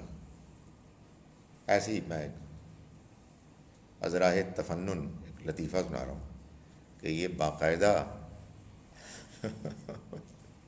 بعض لوگوں کا خیال یہ ہے کہ یہاں اللہ تعالیٰ یہ کہہ رہے ہیں کہ تم ایک دوسرے کے دشمن ہو، یعنی آدم و حوا مرد عورت. نہیں، یہ بات نہیں، فضول بات ہے. بات یہ ہے، وہ ٹھیک ہے ایک ریئلٹی ہوگی کبھی کبھی، مگر یہ اس آیت کا مطلب نہیں ہے. اس آیت میں بالکل واضح. میں ذرا یہ بتا رہا ہوں کہ یار بعض اوقات آنیسٹلی لوگ اوپینین فارم کرتے ہیں اور سوچتے بھی نہیں ہیں، اس سر میں تیری لگا لیں کہ بات کوئی بہتر ہو جائے. سو یہ میاں اور بیوی کی دشمنی نہیں ہے، ہوتی ہوگی کبھی کبھی، بٹ یہاں بات ہو رہی ہے ابلیس شیطان اور انسان کی دشمنی. وَلَكُمْ فِي الْأَرْضِ مُسْتَقَرٌّ وَمَتَاعٌ إِلَىٰ حِينٍ، اور تمہارے لیے زمین میں ایک ٹھہرنا ہوگا اور سامان ہوگا گزر بسر کا الہین، ایک مدت تک کے لیے. مطلب یہ کہ یار وہ جاؤ سفر کے لیے جاؤ، چند دن تو جانا ہے تم نے، اور تمہارے لیے ہم نے بندوبست کیا ہوا ہے ایک ریسٹ ہاؤس کا، چند دن تو رہنا ہے بھائی، تو وہ بھی ہوگا، کھانا پینا بھی کچھ ہو جائے گا، but it's going to be for a short period. وہ تو جانا ہی تم نے ISSB کے لیے تو جانا ہے، جاؤ گے واپس آ جاؤ گے، ادھر کہاں تم نے رہنا ہے. یہی ہم انسانوں کا حال ہے کہ ہم یہاں آئے ہیں چند دنوں کے لیے. تو فرمایا کہ تم جاؤ، وَلَكُمْ فِي الْأَرْضِ مُسْتَقَرٌّ، تمہیں وہاں ایک زمین میں کچھ ٹھہرنا ہوگا، وَمَتَاعٌ، اور کچھ اس کے لیے ضرورتیں تمہاری پوری کر دی جائیں گی، إِلَىٰ حِينٍ، ایک مدت تک کے لیے بس. فرمایا کہ فَتَلَقَّىٰ آدَمُ مِن رَبِّهِ كَلِمَاتٍ فَتَابَ عَلَيْهِ، تو لے لیے آدم نے اپنے رب سے چند کلمات، فتاب علیہ، تو اس نے پھر ان کلمات سے توبہ کی اور اس نے ان کی توبہ قبول کر لی. یہ اب اللہ نے بتایا کہ اللہ تعالیٰ انسانوں کو جب وہ گناہ کر بیٹھتے ہیں، اور وہ گناہ کر بیٹھتے ہیں، کمزور ہیں انسان، بعض اوقات وہ پھنس جاتے ہیں. ابلیس شیطان آتا ہے، ورغلاتا ہے، لیکن جب اس کے بعد انسان کو احساس ہوتا ہے کہ مجھ سے غلطی ہو گئی، اور وہ اپنے اس احساس کی وجہ سے اللہ سے معافی کا طلبگار ہوتا ہے، تو صرف یہی نہیں ہے کہ وہ معافی سن لیتا ہے، وہ خود ان کو الفاظ بھی فراہم کرتا ہے، وہ ان کو موقع دیتا ہے، وہ شرمندگی بھی پیدا کرنے کا ایک سامان بندوبست کر دیتا ہے. اور اس لیے کئی مرتبہ ایک خیال ہوتا ہے کہ اللہ یا تو کب تک برداشت کرے گا، لیکن یہ تیری بڑی مہربانی ہے، جب گڑبڑ ہوتی ہے تو توفیق دے دیتا ہے معافی مانگنے کی. مگر آنیسٹلی ہر موقع پر یہ خیال ہوتا ہے کہ فار ہاؤ لانگ. مگر ایک کمال ہے اس کا یار، ایک کمال ہے. آپ ادھر غلطی کرتے ہیں، آپ معافی مانگتے ہیں، اور آپ کے اندر وہ جذبات بھی پیدا کر دیتا ہے. ویسے اس سے ڈرنا چاہیے کہ کسی دن پتہ لگے جذبہ ہی پیدا نہیں. اور آپ سوچیں کہ غور کریں، میں کبھی بھی سوچتا ہوں یار اللہ معاف کرے، یہ جو جذبہ پیدا ہوتا ہے یہ بھی اللہ کی دین ہے. اللہ معاف کرے کسی دن بندہ صبح اٹھے گا یار میرا نماز کا موڈ ہی نہیں ہے، استغفر اللہ، اللہ کی طرف سے ہوتا ہے نا. تو اس کے لیے آدمی کو اپنی نیت، اپنا ارادہ یہ ٹھیک رکھنا چاہیے. جان بوجھ کر کبھی غلطی پلاننگ کے ساتھ نہیں کرنی چاہیے کہ جناب آج شامی پہنو تے پراؤ میرا یہ پروگرام ہے میں جا رہا ہوں. نیور. یہ غلطی ہوگی، کہیں آپ پھنس جائیں گے، کوئی ماحول ایسا بن جائے گا. انسان کمزور ہے، وہ ماحول سے متاثر ہو جاتا ہے. لیکن ٹھنڈے دل کے ساتھ کہ جی میں اس مرتبہ کی چھٹیوں میں یہ پلان بنا رہا ہوں، چلے جی، بڑی زبردست وہاں گیمبلنگ بھی ہوتی ہے اور بھی کچھ بہت ساری چیزوں کا بندوبست ہے. اس پہ اللہ معاف کرے پھر وہ جو جذبات ہیں نا وہ اللہ کی طرف سے ہوتے ہیں شرمندگی کے، وہ پتہ نہیں پیدا ہوتے ہیں کہ نہیں ہوتے. تو فرمایا کہ ہم نے آدم نے لیے اپنے رب سے کلمات. یہ کلمات کیا تھے؟ یہ سورہ اعراف میں بیان ہوئے. ربنا ظلمنا انفسنا، اے ہمارے رب ہم نے اپنی جانوں پر ظلم کیا، یعنی ہم نے بڑی زیادتی کی.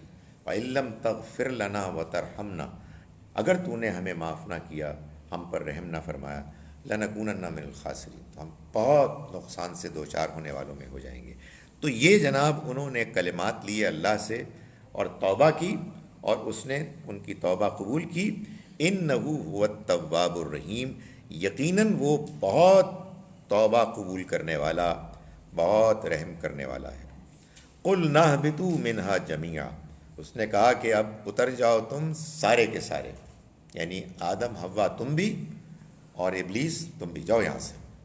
اب جاؤ اس دنیا میں جس میں کہ اب یہ آزمائش شروع ہو رہی ہے، یہ کشمکش شروع ہو رہی ہے. اس سے یہ بات معلوم ہوئی کہ انسان گناہ تو کرتا ہے، لیکن یہ گناہ کیوں کرتا ہے؟ اس لیے کرتا ہے کہ اللہ نے انسان کو آزادی دی ہے، اور انسان کے اندر جذبات ہیں، انسان کے اندر بعض کمزوریاں ہیں. اس آزادی کو ان کمزوریوں کی وجہ سے بعض اوقات وہ ماحول جذبات سے مغلوب ہو کر غلطی کر بیٹھتا ہے. مگر گناہ اس کی سرشت میں نہیں ہے. وہ جو ہے نا دی اوریجنل سن، یہ گپ ہے، یہ خدا تعالیٰ اس کا انکار کرتا ہے. ہم کوئی اوریجنل سن لے کے نہیں آئے، ہم پاک صاف فطرت لے کے آئے ہیں. ہمارے اندر پاکیزگی ہے، پاکیزگی کا احساس ہے، نیکی ہے، سچائی ہے، یہ ہماری فطرت ہے.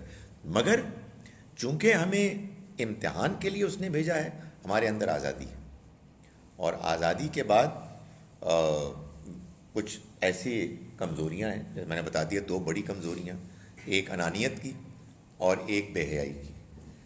یہ ساتھ ہے، وہ کبھی کبھی بندہ پھسل جاتا ہے تو پھر اللہ تعالیٰ احساس پیدا کرتا ہے. دوسری بات جس کا کہ انکار یہاں اللہ تعالیٰ نے خود کر دیا، وہ یہ ہے کہ غلطی ہو گئی ہے تو کسی کے پاس جا کے کنفیشن کرنے کی کوئی ضرورت نہیں ہے.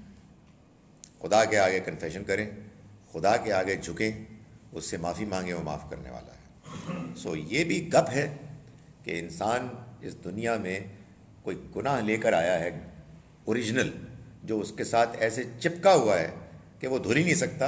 اور اس کے لیے سوچیں آپ یار کیا چکر ہے، اس کے لیے اللہ نے نعوذ باللہ اپنے اکلوتے بیٹے کو بھیج کر اس کی قربانی دی تاکہ اس کے قربانی سے وہ گناہ دھلے.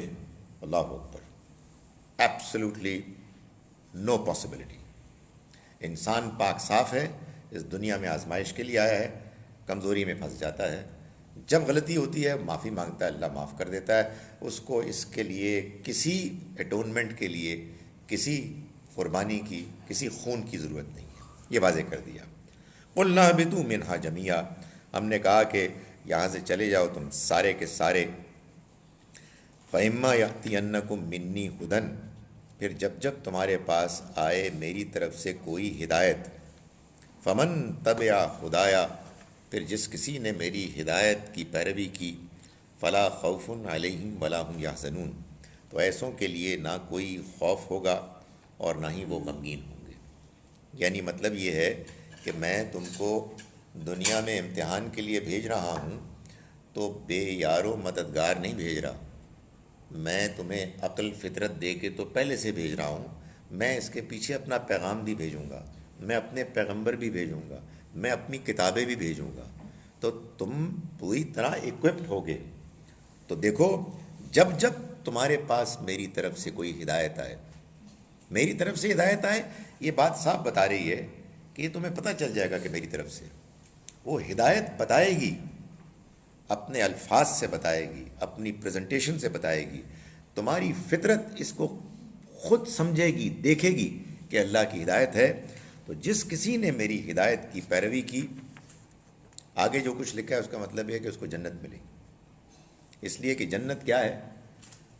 جنت وہ مقام ہے لا خوف علیہم ولا هم یحزنون، جہاں نہ کوئی مستقبل کا خوف اندیشہ ہوگا، نہ کوئی ماضی کا غم پچھتاوا ہوگا۔ یہ دنیا کی زندگی اس کے برعکس انہی دونوں چیزوں سے تعبیر ہے۔ یا ماضی کے غم ہیں، جتنے آگے بڑھتے جا رہے ہیں عمر میں، اتنے پیچھے لوگ چھوڑتے چلے جا رہے ہیں۔ اب بس تصویریں دیکھ کے یاد کرتے ہیں کہ یہ بھی ہمارے ایک بزرگ تھے، یہ بھی تھے، ختم ہو گئے۔ یا اپنا مستقبل نظر آ رہا ہے، مستقبل کے اندیشے ہیں، دانت ہل رہے ہیں، دانت گر رہے ہیں، سر کے بال ویسے ہی گر چکے ہیں، رکوع ٹھیک طرح سے نہیں ہو رہا ہے، جگر چھلنی ہے، جی گھبرا رہا ہے، یہ کچھ ہو رہا ہے۔ تو یہ اصل میں خوف ہے۔ یہ دنیا ہے۔ جنت میں کیا ہوگا؟ جنت میں لا خوف علیہم ولا هم یحزنون، نہ کوئی مستقبل کا اندیشہ، کوئی خوف نہیں، مستقبل تابناک، روشن، بہتر سے بہتر سے بہتر، اور ماضی کا کوئی غم ہی نہیں۔ جو کچھ کرائے ہیں اسی کی بنیاد میں تو جنت ملی ہے، اور بڑی خوشی ہے۔ جو ساتھ تھے وہ ساتھ آ گئے، اور جو نہیں آئے ان کا غم مٹا دیا گیا۔ یہ ہے وہ تمہارے لیے، اگر تم نے اس ہدایت کی رہنمائی کی، پیروی کی، تو جو کوئی یہ کرے گا اس کے لیے نہ کوئی مستقبل کا اندیشہ ہے اور نہ ہی وہ غمگین ہوں گے۔ والذین کفروا وکذبوا بآیاتنا، رہے وہ لوگ کہ جنہوں نے جھٹلایا، جنہوں نے انکار کیا اور جھٹلایا ہماری آیات کو، ہمارے پیغام کو۔ اولئک اصحاب النار، یہ لوگ ہیں کہ جو آگ والے ہوں گے، ہم فیہا خالدون، وہ اس میں رہیں گے۔ یہ جو جنت ہے، اس کے بارے میں جان لیں کہ یہ جنت، اس کی خواہش ہر انسان کے اندر موجود ہے۔ اللہ نے انسان کی فطرت میں جنت کی خواہش رکھ کے بھیجا ہے دنیا میں۔ یہی وجہ ہے کہ جن لوگوں کو آخرت اور جنت ماننے کی توفیق نہیں ہوئی، وہ اسی دنیا میں جنت بنانا چاہتے ہیں۔ وہ جانتے ہیں کہ ان کو موت آ جائے گی، لیکن اس کے باوجود وہ جنت کا خواب نہیں فراموش کرتے اسی دنیا۔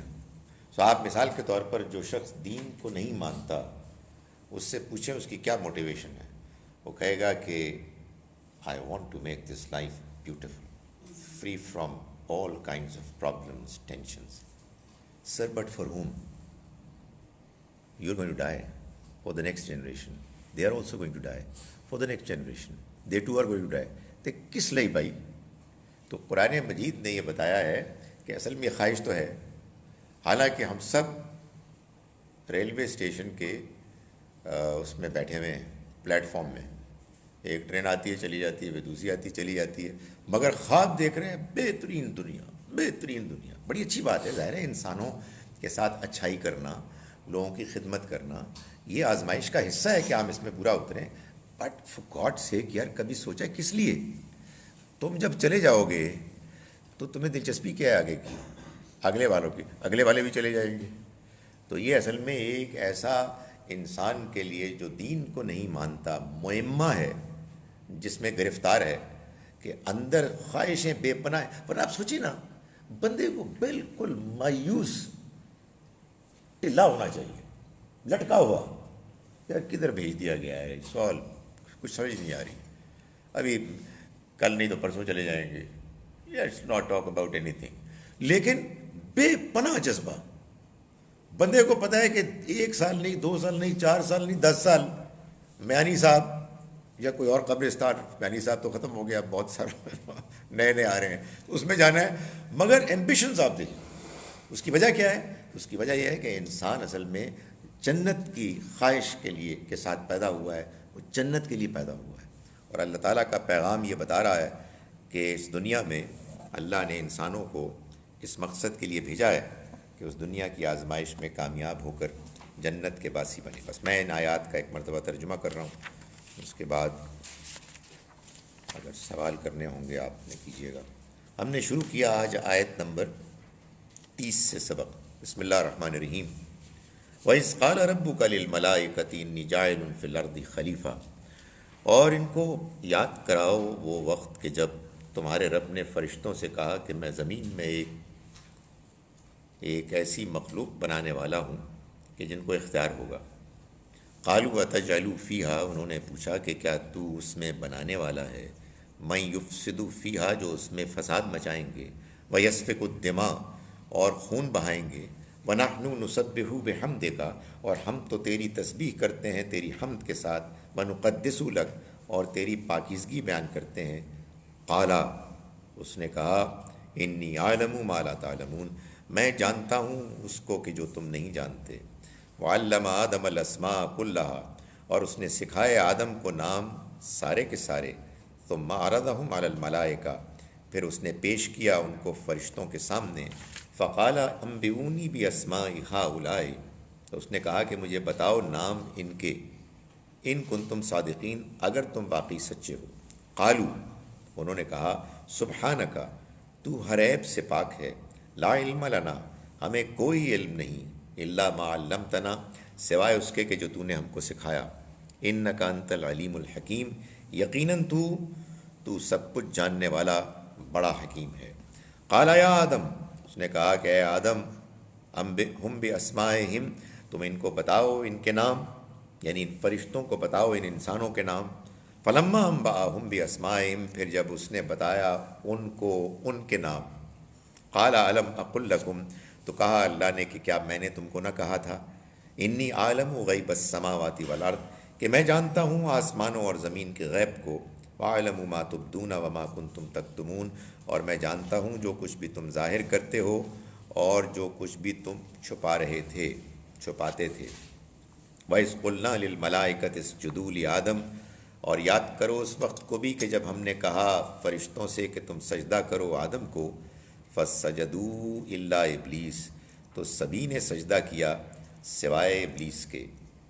ابا واستکبر، اس نے انکار کیا اور تکبر کیا. وَكَانَ مِنَ الْكَافِرِينَ، اور وہ انکار کرنے والوں میں سے ہو گیا. وَقُلْنَا يَا آدَمُ اسْكُنْ أَنْتَ وَزَوْجُكَ الْجَنَّةَ، اور ہم نے کہا کہ اے آدم تم رہو، تم بھی اور تمہاری بیوی بھی اس باغ میں. وَكُلَا مِنْهَا رَغَدًا حَيْثُ شِئْتُمَا، اور تم کھاؤ اس میں سے دونوں بغیر روک ٹوک کے جہاں سے چاہو. وَلَا تَقْرَبَا هَٰذِهِ الشَّجَرَةَ، اور دیکھو قریب نہ آنا اس درخت کے. فَتَكُونَا مِنَ الظَّالِمِينَ، پھر کہیں نہ ہو جاؤ تم ظالموں میں سے. فَأَزَلَّهُمَا الشَّيْطَانُ عَنْهَا، تو پھسلا دیا شیطان نے ان کو اس سے. فَأَخْرَجَهُمَا مِمَّا كَانَ فِيهِ، تو اس نے نکال دیا ان دونوں کو اس میں سے کہ جس میں وہ تھے. وَقُلْنَا اهْبِطُوا بَعْضُكُمْ لِبَعْضٍ عَدُوٌّ، اور ہم نے کہا کہ تم اتر جاؤ، تم میں سے بعض دوسروں کے دشمن ہوگے. وَلَكُمْ فِي الْأَرْضِ مُسْتَقَرٌّ وَمَتَاعٌ إِلَىٰ حِينٍ، اور تمہارے لیے زمین میں ایک ٹھکانہ ہوگا اور گزر بسر کا سامان ہوگا ایک مدت تک کے لیے. فَتَلَقَّىٰ آدَمُ مِن رَبِّهِ كَلِمَاتٍ، تو لے لیے آدم نے اپنے رب سے چند کلمات. فَتَابَ عَلَيْهِ، تو اس نے پھر توبہ کی تو اس نے ان کی توبہ قبول کر لی. اِنَّهُ هُوَ التَّوَّابُ الرَّحِيمُ، یقیناً وہ بہت توبہ قبول کرنے والا، رحم کرنے والا ہے. قُلْنَا اهْبِطُوا مِنْهَا جَمِيعًا، ہم نے کہا کہ تم نکل جاؤ یہاں سے سب کے سب. فَإِمَّا يَأْتِيَنَّكُم مِّنِّي هُدًى، پھر جب آئے تمہارے پاس میری طرف سے کوئی ہدایت.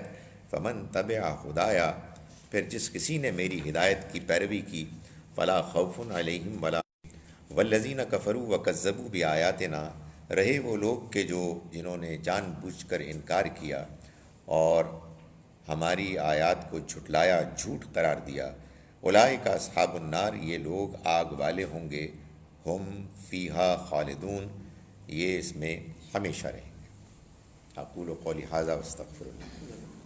جی جی اس کی شرط ہے، یہ شرط ہے جی وہ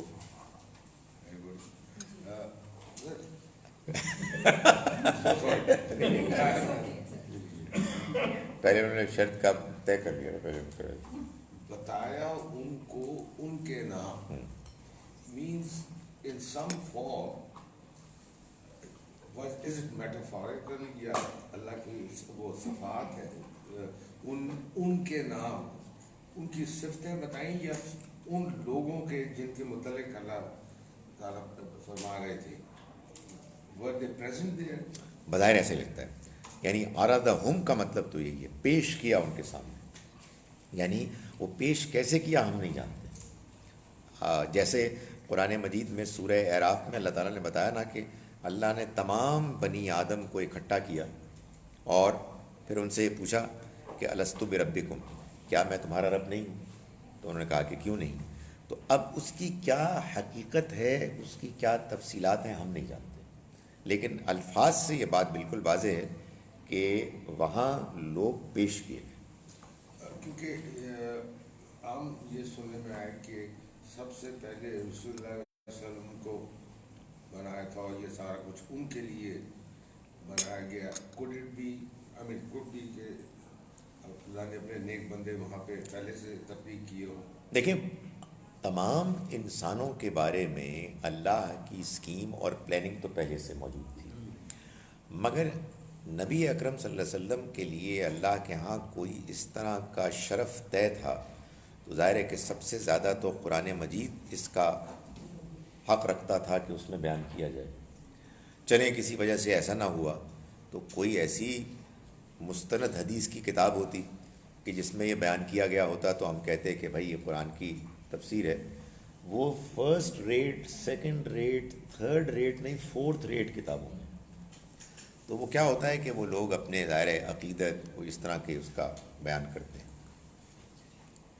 جی ٹخنوں سے اونچے پہنچے، یہ عام ڈی ایچ اے جیسی ماسک کے اندر جی وہ جو قدرے بہتر ہیں ہر جمعے وہ نماز کھڑی ہونے سے پہلے کہتے ہیں یہ ٹخنوں کے اوپر کر لیں ورنہ گناہ ہوتا ہے، ورنہ یہ ہوتا ہے۔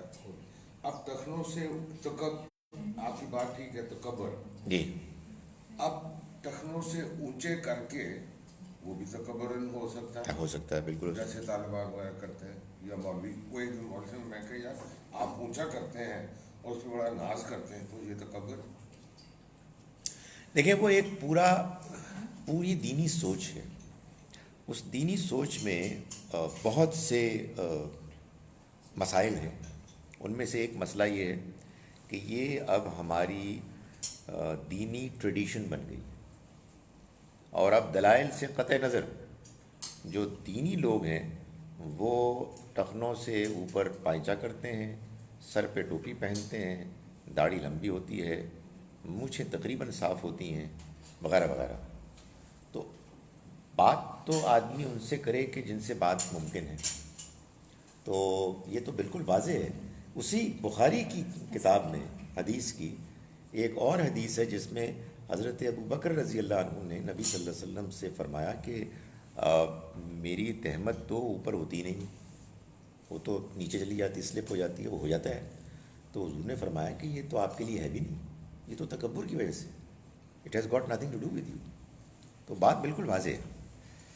سر میری گزارش ہے کہ اس کے بعد وہ وہاں جائے گا۔ ٹھیک ہے سر جی لیکن ایک کنفیوژن جو ہے ہاں وہ یہ ہے کہ جیسے آپ نے بتایا کہ حضرت آدم اور حوا کو ایک باغ میں پیدا کر دیا، جی جبکہ یہ سوچ یہ ہے کہ ان کو جنت میں پیدا کیا گیا جی اور اس کے بعد ان کو زمین پہ پھینکا گیا۔ جی جو میری سوچ وہ یہ کہتی ہے کہ جب تک تو وہ دوست تھے ایک دوسرے کے، آدم اور حوا، تو اس وقت تک تو ان کے لیے جنت تھی، جب وہ میاں بیوی بن گئے تو دوزخ بن گئی.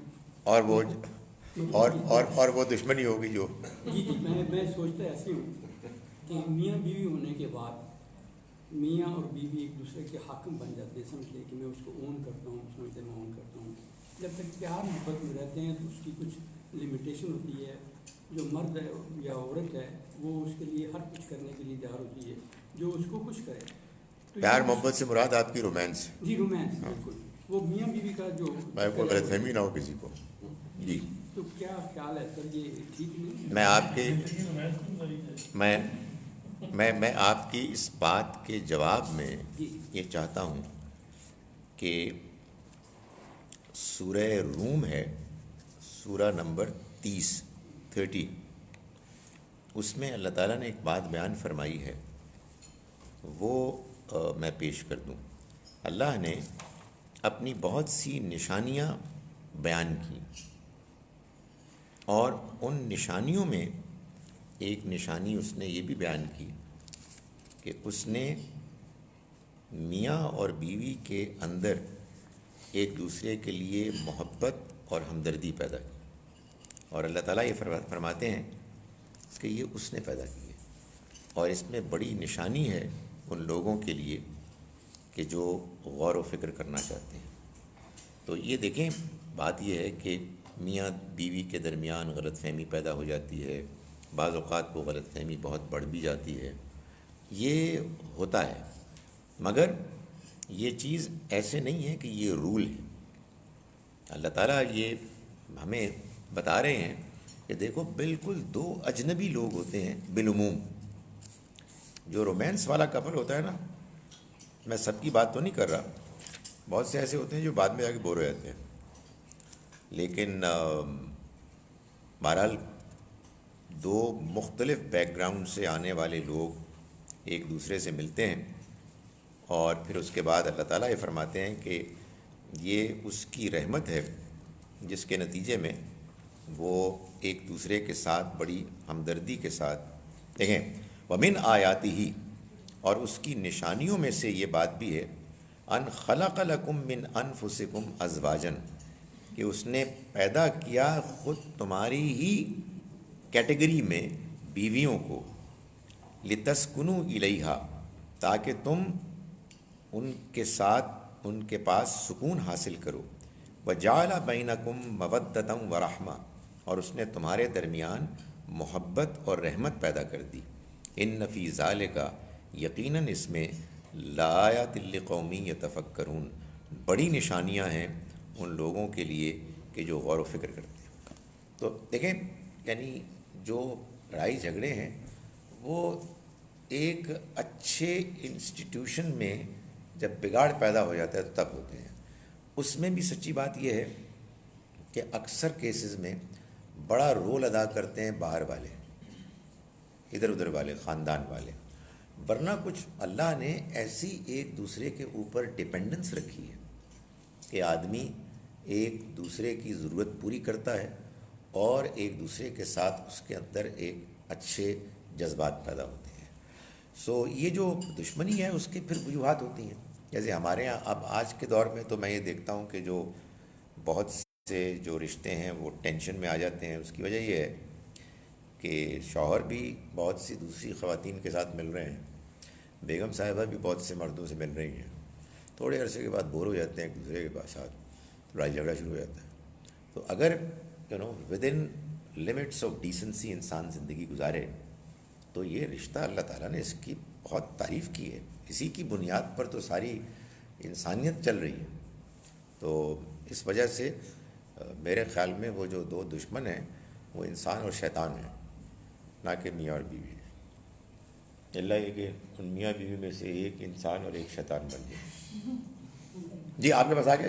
جی چھوٹا سا سوال ہے جی، کہ آپ کی سمجھ میں کیا آتا ہے کہ انسان کو کیوں کریٹ کیا اللہ نے، جو پیور اتنی چیزیں کی عبادت کے لیے، یہ جو بعد میں بھیجنے زمین پہ بھیجنے کی، اور یہ جو ساری گیم شروع ہوئی تو بعد میں ہوئی نا جب غلطی ہو گئی، تو اس سے پہلے کیا پرپز تھا؟ آج انسان کریٹ کیوں کیا؟ نہیں، یہ تو سب کچھ اسی میں یہی بتایا ہے. یعنی بات یہ ہے کہ یہ ہونا تھا کہ اسے غلطی کرنی تھی. یعنی انسان کے اندر جو کمزوری ہے وہ کمزوری سامنے آنی تھی. لیکن نا ہمیں معلوم ہے کہ یہ ساری چیزیں غلط ہیں، لیکن اس کے باوجود غلطیاں ہو جاتی ہیں. انہیں تو ابھی یہ سب کچھ بتانا تھا کہ دیکھو وہ آئے گا، تمہیں ورغلائے گا اور اس کے بعد یہ ہوگا. تو اللہ نے آپ یوں سمجھیے کہ ایک پہلے ریہرسل کرائی، ایک تھوڑا سا نمونہ پیش کیا بہترین جگہ کا بھی، کہ اصل میں اس طرح کی جگہ ہوگی تمہارے لیے، اور اس امتحان کا بھی کہ جس امتحان میں وہ ڈالے جانے والے تھے. تو دونوں کو پیش کر کے آگے بھیجا، اور مقصد یہی ہے کہ اس دنیا میں دیکھیں عبادت ہمارے پوائنٹ آف ویو سے ہے کہ ہمیں کیا کرنا ہے، عبادت کرنی ہے. اور عبادت کیا کرے گی، ہمارا تزکیہ کرے گی، ہمیں پاک صاف کرے گی. یہ سب کچھ کیوں ہے؟ یہ سب کچھ اس جنت میں بسانے کے لیے، جہاں نہ کوئی خوف ہوگا نہ کوئی غم ہوگا. اللہ نے اپنی رحمت سے اپنے بندوں کے لیے یہ چاہا کہ وہ جنتی بنے، اور جنتی بننے کے لیے جنتی بننے کا اپنے اندر ایسی دنیا میں استحقاق، رائٹ، ایلیجبلٹی پیدا کریں کہ جس دنیا میں انسان کو آزادی ملے گی، اور اس آزادی کو وہ صحیح بھی استعمال کر سکے گا، غلط بھی استعمال کر سکے گا. اس کو صحیح اور غلط کی تمیز دے کر بھیجا. صحیح کے کرنے میں مشکلات ہوتی ہیں، غلط بعض اوقات بہت اٹریکٹیو ہوتا ہے، لیکن اس کے ساتھ ساتھ اللہ نے اپنا پیغام بھی بھیج دیا، اور ایک پرفیکٹ اس نے ایک آزمائش امتحان میں ڈال دیا. میں یہ گزارش کرتا ہوں کہ اس سٹوری کے علاوہ اگر یہ سٹوری سمجھ میں نہیں آتی تو آپ کوئی اور سٹوری سنا دیں. کوئی اور سٹوری ہے ہی نہیں، ہو ہی نہیں سکتی. یہی ایک سٹوری. اچھا، پاسبلٹی ہے کہ اگر شیطان سجدہ کر دیتا؟ نہیں، کوئی پاسبلٹی نہیں ہے. ہمارے نفس میں ایسی اکساہٹ موجود ہے. یہ تو میں بار دیکھیں، یہ وہ چیز ہوئی ہے کہ جیسے ایک بندے نے 70 سال کی عمر میں مرنا تھا، دن مقرر تھا، جگہ مقرر تھی، ایک بیوقوف نے آ کے اس کو قتل کر دیا. تو قاتل قتل کا مجرم بن کے لوٹا، ورنہ مرنا تو اس نے ویسے بھی تھا. ہارٹ اٹیک ہو جاتا، اس کو کوئی اور حادثہ ہو جاتا. اگر اس کو مرنا نہیں تھا تو یہ آ کے جتنا مارنے کی کوشش کرتا نہیں مر سکتا تھا، لیکن مارنے کے ارادے اور کوشش کا ذمہ لے کے واپس جاتا. اسی طرح سے آدم و حوا اور انسان کی آزمائش تو ہونی ہی تھی. وہ ہمارے نفس میں، دیکھیں شیطان کیا کرتا ہے، یوسوس فی صدور الناس، ہمارے اندر، وَنَفْسٍ وَمَا سَوَّاهَا فَأَلْهَمَهَا فُجُورَهَا وَتَقْوَاهَا، ہمارے اندر برائی اور نیکی کے رجحانات موجود ہیں. شیطان تو صرف اس میں پھونک مارتا ہے، ہمیں سجیسٹ کرتا ہے. تو وہ کچھ نہ کرتا، آزمائش پھر بھی ہوتی. ذرا ہو سکتا ہے کچھ والیوم میں کچھ آدمی اللہ تعالیٰ کچھ اضافہ کمی کر دیتے، باقی وہی کچھ ہوتا. یہ جو ابھی ہم نے سب کچھ پڑھا ہے، مجھے جو سمجھ آئے گا ایک ہی گو میں سب کچھ نہیں ہوا. جی جی ایسا ہی ہے، ایسا ہی. جی ادھر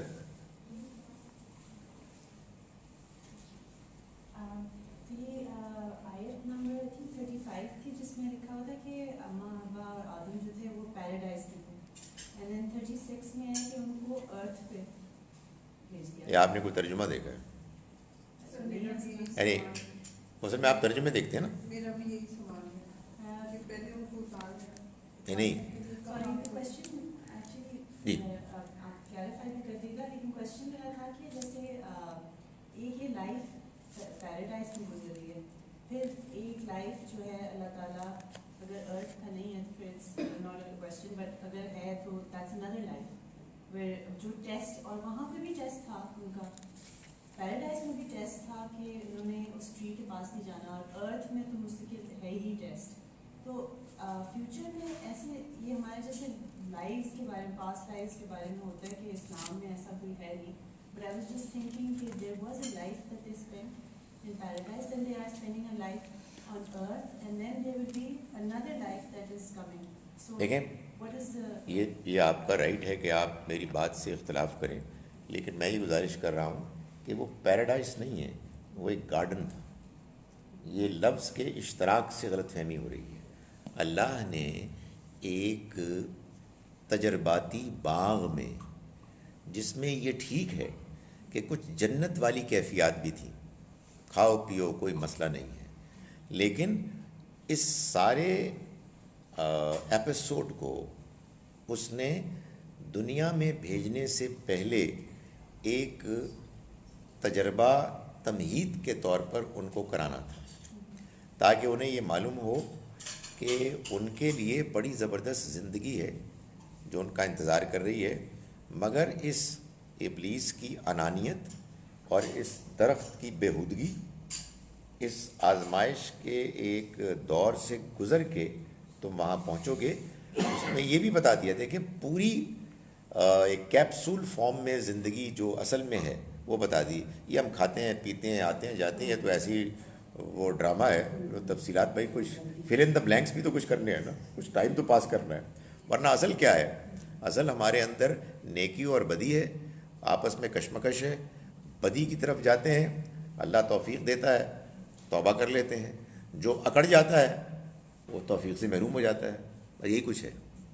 یعنی یہ چند الفاظ کی سٹوری ہے اصل میں، باقی تو پھر زیب داستان کے لیے اس میں کچھ نہ کچھ بھرنا پڑتا ہے. وہ آپ کو گھر بنانا ہے، کچھ آپ کو ٹریول کرنا ہے، کچھ ٹائم پاس کرنا ہے. سو لائف سلو ہو جاتی ہے. یہ جو ہے یہ ہے ایک ہی جی جی جو جس کو ریفر کیا جا رہا ہے اس پیراڈائز. اسی دنیا میں کہیں کوئی باغ تھا جس کو اللہ نے چنا، وہاں ان کو دونوں کو رکھا، ابلیس کو موقع دیا، اور یہ سب کچھ ہوا.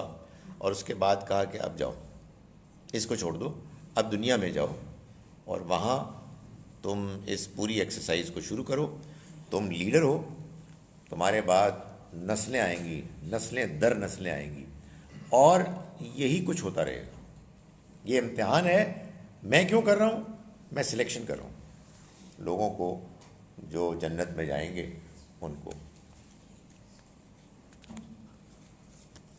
کیا آدم پہلے سے موجود تھے اور بعد میں خلیفہ بنایا گیا؟ انی جاعل فی الارض خلیفہ ہے بس. آدم پہلے سے کیوں موجود ہوں؟ ان کو خلیفہ بنانے کے فیصلے کے ساتھ بنا کر بھیجا گیا. پہلے سے اگر موجود تھے تو کیا کر رہے تھے، اور اگر کچھ کر بھی رہے تھے تو ہمیں کیا دلچسپی؟ جی آدم اور حوا کہاں سے آئے؟ ویسٹ انڈیز سے. اب کہاں سے آئے تھے؟ کیا اللہ میاں نے پیدا کیا؟ پیدا کس طرح سے کیا؟ پیدا کس طرح سے کیا؟ اوکے، دیکھیں آدم و حوا کے جو شخصیت ہے اس کے دو حصے ہیں، ایک جسمانی اور ایک ان کا جو اصل نفس ہے، اصل پرسنالٹی. یہ جو ہمارا جسم ہے یہ تو اصل میں وہ ہے نا، ایک لباس ہے جس کو کہ جو اس کے اوپر پہنا ہوا ہے ہم نے، جو ہماری اصل شخصیت ہے. شخصیت تو آئی ہے وہاں سے، وہ اللہ کی طرف سے. اس نے اپنی روح پھونکی. اپنی روح پھونکی یہ بھی ایک میٹافر ہے، یعنی اس نے ہمیں ایک پرسنالٹی دی جس کے اندر بہت سی خوبیاں ہیں. جسم کہاں سے آیا ہے؟ جسم کے بارے میں اللہ تعالیٰ نے ایک اور پروسیس بیان کیا ہے جو بظاہر ایسا لگتا ہے، اگر میں آیات سوچ کر جو کوٹ کیے بغیر اس کو بیان کروں، کہ ایک طویل عرصے تک، نہ جانے کتنا عرصہ پہلے، سمندر اور دریاؤں کے کنارے اس کی مٹی ریتیلی، کیچڑ والی، گارے والی، اس میں وہ پروسیس شروع ہو گیا جو پروسیس اب ایک اور طریقے سے ماں کے رحم میں ہوتا ہے، اور انسان پیدا ہونے شروع ہو گئے. اوپر کا حصہ سرفیس وہ کچھ تھوڑا سا کھردرا سخت سا ہوا، اور انڈے کی طرح انسان نکلنے شروع ہوئے. اس کو قرآن نے دو جگہ بیان کیا ہے کہ اس نے تمہیں اگایا زمین سے جیسے پودے اگتے ہیں. پھر ایک جگہ اللہ تعالیٰ نے یہ واضح فرمایا کہ یہ پروسیس ہوا، کتنا عرصہ ہوا پتہ نہیں. میں گزارش کرتا ہوں کہ اللہ تعالیٰ کی دلچسپی کی چیز نہیں، یا آپ نے معلوم کرنا ہے کر لیں. اس کے بعد کیا ہوا کہ پھر یہی چیز ہم نے دوسرے طریقے سے شروع کی. ثم جعل نسلہ من سلالۃ من ماء مہین، پھر ہم نے جاری کی اس کی نسل پانی کے ایک حقیر بوند کے ذریعے سے. یہ بھی نہ جانے کب تک ہوتا رہا. ثم سواہ، پھر اس نے اس کو فنیشنگ ٹچز دیے. میں آنیسٹلی صرف سمجھانے کے لیے کہہ رہا ہوں، not necessarily that is exactly the case. یعنی یہ جو بات اللہ تعالیٰ بیان فرما رہے ہیں نا، اس سے لگتا ہے کہ فنیشنگ ٹچز ریفائن ہوا آہستہ آہستہ ایولیوشن. پھر اس کے بعد اس نے اپنی روح پھونکی. یعنی معلوم ہوتا ہے کہ کسی موقع پر جب یہ انسان یوں بن گیا، یعنی انسان سے مراد انسان سے پہلے والا انسان کا حیوانی وجود، اس کی جب جسمانی آپ کہیے پرفیکشن ہو گئی، تسویہ ہو گیا، تو پھر ان میں سے اس نے آدم و حوا کو چنا اور ان میں اپنی روح پھونکی. تو یہ یوں ہوا. تو یہیں سے آیا ہے، اس کا جواب یہ کہ یہیں سے آیا ہے. اور ہو سکتا ہے کہ میں نے جو مذاق میں بات کی وہ صحیح ہو، کہ ویسٹ انڈیز سے ہی آیا ہو. جی تھیوری آف ڈارون. ہاں، بس ڈارون کی تھیوری میں اور اس میں کچھ تفصیل کا فرق ہے، اور سب سے بڑا فرق یہ ہے کہ یہ اللہ میاں کر رہا ہے، اللہ تعالیٰ کر رہا ہے. مجھے تو کبھی سمجھ نہیں آیا کہ جھگڑا کیا ہے. یعنی میں ظاہر ہے پتہ نہیں، مجھے تفصیلات نہیں معلوم ہے کیا جھگڑا ہے، لیکن ایک جھگڑا ہے کہ کچھ ایولیوشنسٹ ہیں اور کچھ کریشنسٹ ہیں. تو میں جب بھی سنتا ہوں مجھے سمجھ میں نہیں آتی کہ یہ دونوں ملا دیں. اللہ نے کریٹ کیا اور ایولیوشن کے پروسیس سے کیا، اس کو ماننے میں کیا پرابلم ہے؟ کیونکہ یہ بات تو ایک ناقابل برداشت بکواس ہے کہ ایک ایولیوشن سے انسان پیدا ہوا، کس نے کیا؟ کسی نے، نیچر نے. نیچر ایک لفظ خود بخود ہو گیا، کیا بدتمیزی ہے یار. آپ کی جو ویسٹ انڈیز کہہ رہے ہیں وہ صحیح کہہ رہے ہیں. الحمدللہ. جتنی ریسرچ ہے earliest main is from Africa, وہاں سے نکلے ہیں اور ساری دنیا میں پھیلے. اور دوسری تھیوری یہ ہے کہ جو ویسٹ انڈیز ہے اس کے آئلینڈ جو افریقہ سے ہی ٹوٹ کے وہاں گئے. جی جی. تو تقریباً ٹھیک ہی ہے الحمدللہ. سر تو کیا ایک ہی دفعہ دونوں کو پیدا کیا اللہ میاں نے یا الگ الگ پیدا کیا جی؟ قرآن کے بیان سے لگتا ہے کہ مرد بھی پیدا ہوتے تھے، عورتیں بھی پیدا ہوتی تھیں. دو چن لیے اس نے، آدم و حوا. ایسے ہی ہوا. جی یہ حضرت آدم علیہ السلام نے حضرت حوا جب آ گئے، جی. ان کی جو ان کی اولاد ہے that is spread in the whole world now. جی جی. سر یہ میرج کا کیا سسٹم ہوتا تھا اس زمانے میں؟ اب دیکھیں، میرج میں دو ہمارے ہاں جو شریعت میں، شریعت بعض اوقات اسی وجہ سے ایوالو کرتی ہے بعض معاملات میں. کہتے یہ ہیں کہ ایک زمانے تک صورتحال یہ تھی کہ بہن بھائیوں کی کا نکاح ہو سکتا تھا، لیکن پیدا، so goes the story, no confirmation, لیکن کچھ سینس بنتی ہے اس میں کہ ٹوئنز پیدا ہوتے تھے، لڑکا لڑکی، اور یہ کچھ کنسیڈر ہوتے تھے ریئل بردر سسٹرز. اور جو پھر کسی اور موقع پر ٹوئنز پیدا ہوئے تو ان کا آپس میں ہو جایا کرتا تھا. بٹ دس از انکنفرمڈ. اصل بات یہ ہے کہ جو اصل ہے رشتہ جس میں کہ اللہ نے جس کو محرم قرار دیا ہے، اصل بنیادی وہ ہے ماں کا اور بیٹی کا. بہن کو پھر آگے چل کے ایڈ کیا جب صورتحال اتنی ہو گئی کہ اب بہت سی اور خواتین کے ساتھ بھی نکاح کا امکان ہو گیا، تو پھر اس کو بھی اسی کیٹیگری میں ڈال دیا گیا. سر جب سجدہ ہوا تو آدم کو سجدہ ہوا، حوا کدھر؟ وہی بات ہے، بائی امپلیکیشن موجود تھی. یعنی وہی بات ہے کہ اللہ تعالیٰ ساری تفصیل نہیں بتاتے.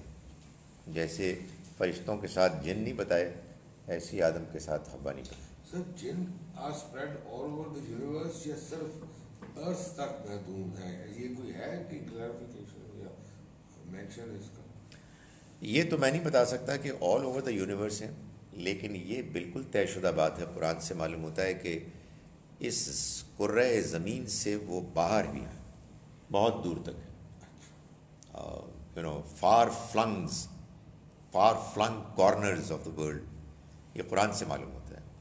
یہ سورہ جن میں فرمایا وَأَنَّا كُنَّا نَقْعُدُ مِنْهَا مَقَاعِدَ لِلسَّمْعِ، یعنی جنات آپس میں بات کر رہے ہیں کہ یار عجیب بات ہے، ایک وہ زمانہ تھا کہ ہم بیٹھتے تھے بیٹھنے کی جگہوں پر طاق رکھ کے کہ کوئی بات آئے گی تو ہم سنیں گے اور دنیا میں لے جائیں گے۔ فَمَن يَسْتَمِعِ الْآنَ، اب جو سننے کے لیے جائے گا، یجد لہو شہاب الرصدا، وہ اپنے پیچھے ایک شعلہ پائے گا جو اس کا پیچھا کرے گا۔ یعنی قرآن کے نزول کے زمانے میں اللہ نے کرفیو لگا دیا تھا۔ یہ Can someone be God fearing and depressed, God fearing and looking forward to death, یا God fearing and unhappy and pessimistic about life? دیکھیں ہو سکتا ہے، مگر اس وجہ سے ہو سکتا ہے کہ اس کے پاس پوری ریلیجس گائیڈنس نہیں ہے۔ ایک ہے گاڈ فیئرنگ ہونا، وہ تو ایک عام آدمی جس کے پاس بہت تھوڑا علم ہے وہ بھی ہو سکتا ہے، اور ایک ہے کہ آپ کو قرآن سے پوری رہنمائی ملی ہے اور آپ کو کوئی بتانے والا بتا رہا ہے کہ کوئی مسئلہ نہیں ہے، خدا تعالیٰ یہ سب کچھ تمہارے لیے کر سکتا ہے۔ جو چیز بری ہے وہ اصل میں خدا کی رحمت سے مایوسی ہے اور تکبر ہے، اپنے آپ کو بڑا سمجھنا ہے، اور خدا تعالیٰ کی اسکیم کے بارے میں آخری حد تک اپنی عدم اطمینان، لیک آف ایکسیپٹنس، اس کا اظہار ہے۔ تو یہ بالکل دیکھیں، ٹیمپرری ڈپریشن تو ہوتا ہے، بلکہ ہونا چاہیے، ایک دنیا میں بڑے واقعات ہوتے ہیں، حادثات ہوتے ہیں، آدمی سینسٹیو ہوتا ہے، اور اللہ تعالیٰ نے وہ اصل میں ہمارے یہاں ایک چیز مشہور ہو گئی کہ غلطیوں پر غلطیاں ہوتی ہیں۔ ایک بڑی مشہور آیت ہے، جو آیت تو ساری زبردست ہیں، لیکن یہ ایک میرے نزدیک غلط ریزن کی وجہ سے مشہور ہو گئی کہ الا ان اولیاء اللہ، جان لو کہ اللہ کے ولی لا خوف علیہم ولا هم یحزنون، انہیں نہ کوئی خوف ہوتا ہے مستقبل کا، نہ وہ غمگین ہوتے ہیں۔ ہمارے لوگوں نے کہا جی کہ اصل میں ولی اللہ تو وہ ہوتا ہے جو زمانے کے تمام مسائل، مشکلات، تکالیف میں بالکل فٹ، نارمل، ٹینشن فری ہوتا ہے، آپ جائیں تو مسکرا رہا ہوتا ہے، کوئی ٹینشن نہیں۔ تو بندہ کو پوچھے کہ سر قرآن مجید تو بھرا پڑا ہے نبی صلی اللہ علیہ وسلم کو اس تلقین کے ساتھ کہ فلا تحزن علیہم، آپ ان پہ غم نہ کریں، آپ تو بہت غمگین ہوتے تھے، آپ کے اوپر تو اس بات کا بڑا بعض اوقات اثر ہوتا تھا کہ یہ لوگ کیوں نہیں مان رہے۔ تو کیا ہوا؟ اصل میں کچھ بھی نہیں ہوا، ایک غلطی ہو گئی۔ اللہ تعالیٰ وہاں عام بندے، نیک بندوں کا ذکر کر رہے ہیں کہ وہ اللہ کے ولی ہیں، تمہیں معلوم ہے کیا؟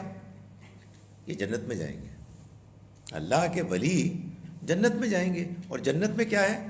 نہ کوئی خوف ہے، نہ کوئی غم ہے۔ اس دنیا میں تو خوف بھی ہے، غم بھی ہے، یعنی آپ کے اوپر آ جائے کوئی 4-6 مسٹنڈے اور کہیں جی کہ ہم آپ کو ختم کر رہے ہیں، آپ کو کوئی پرابلم نہیں ہے، کہاں سے تم مجھے قتل کرنا چاہتے ہو؟ گردن سے اپنے نہیں کریں گے، انسان ہے بھائی، we are not super humans. یہ اصل میں وہ بات ہے کہ جو ذکر کی گئی ہے جنت کے حوالے سے۔ دنیا میں یہ تو میں بتا رہا ہوں، دنیا میں تو خوف بھی ہے اور دنیا میں غم بھی ہے۔ چلیں بھائی، کوئی بندہ اپنے بارے میں بڑا زبردست ٹارزن ہوگا، اولاد کے بارے میں خوف ہوگا، رشتہ داروں کے بارے میں ہوگا، والدین کے بارے میں ہوگا، یا نہیں ہوگا؟ تو پھر تو بڑا مشکل آدمی ہے، کوئی فیلنگز ہی نہیں ہے۔ تو ایسی کوئی چیز نہیں۔ This is a question that young people ask all the time. and I don't know whether it's wrong for me to use these words, مگر وہ یہ کہتے ہیں کہ God is playing a game, you know, he's just created us and he's just killing some of us and he's, you know, making some of us ill and he's, what is the purpose of doing all that? What do you say to these people? دیکھیں ان کو یہ سمجھانا چاہیے، پتہ کیا ہوتا ہے، ہوتا کیا ہے کہ ایک مزاج بن جاتا ہے اور وہ اس کے پیچھے بڑی پرابلمز ہوتی ہیں. یہ ہوتی ہے پرابلم کہ یار this life is terribly exciting, it is absolutely brilliant. اس میں جو مزے ہیں نا یہ کتھے اور نہیں لبنے ختم ہونے والے ہیں، اس کو کرو انجوائے. یہ جو مولوی ٹائپ لوگ بن جاتے ہیں بوڑھے ہو کے، یہ روکنا چاہتے ہیں. ان کو کرو چیلنج اور باقی اپنے کام کرو. تو میں اس کا قائل ہوں کہ ان کو بہت زیادہ پریشرائز نہیں کرنا چاہیے، بس بات بتانے چاہیے. اللہ تعالیٰ ان کو پریشرائز کرے گا واقعات سے گزار کے. ان کو ہی کہنا چاہیے کہ بچوں یہ بتا دو کہ یہ تو تم نے کہہ دیا وہ کھیل رہا ہے، آپ کچھ فرما دیں، آپ کے خیال میں اس دنیا کی کیا حقیقت ہے؟ تو اس کا جواب ایک ہی ہے، تکا، فلوک ہے. ان سے کہیں گے یار نہیں یہ کوئی جواب نہیں ہے. اور دوسرا ان کو یہ بتائیں جو آج ہم نے پڑھا ہے کہ یہ زندگی ایک امتحان ہے جس کے لیے اس نے انسانوں کو آزادی دی.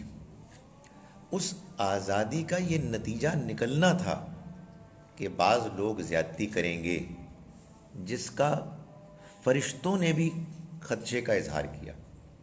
تو ایک مرتبہ پوری اسکیم سمجھ لیں اور اس بات کو جان لیں، نہ مانتے ہوئے بھی سمجھ لیں کہ ایک جنت ہے جس میں نہ کوئی خوف ہوگا نہ کوئی غم ہوگا.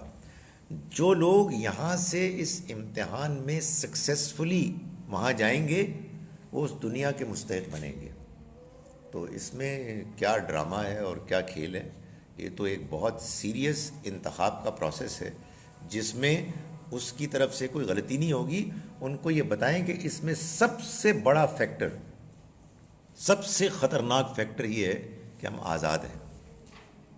اس آزادی کو انسان نے صحیح استعمال کرنا ہے. نہ ہوتے ہم آزاد اور نہ یہ سب کچھ ہوتا، روبوٹس ہوتے، مشین ہوتے اور بس میکینیکلی کر رہے ہوتے.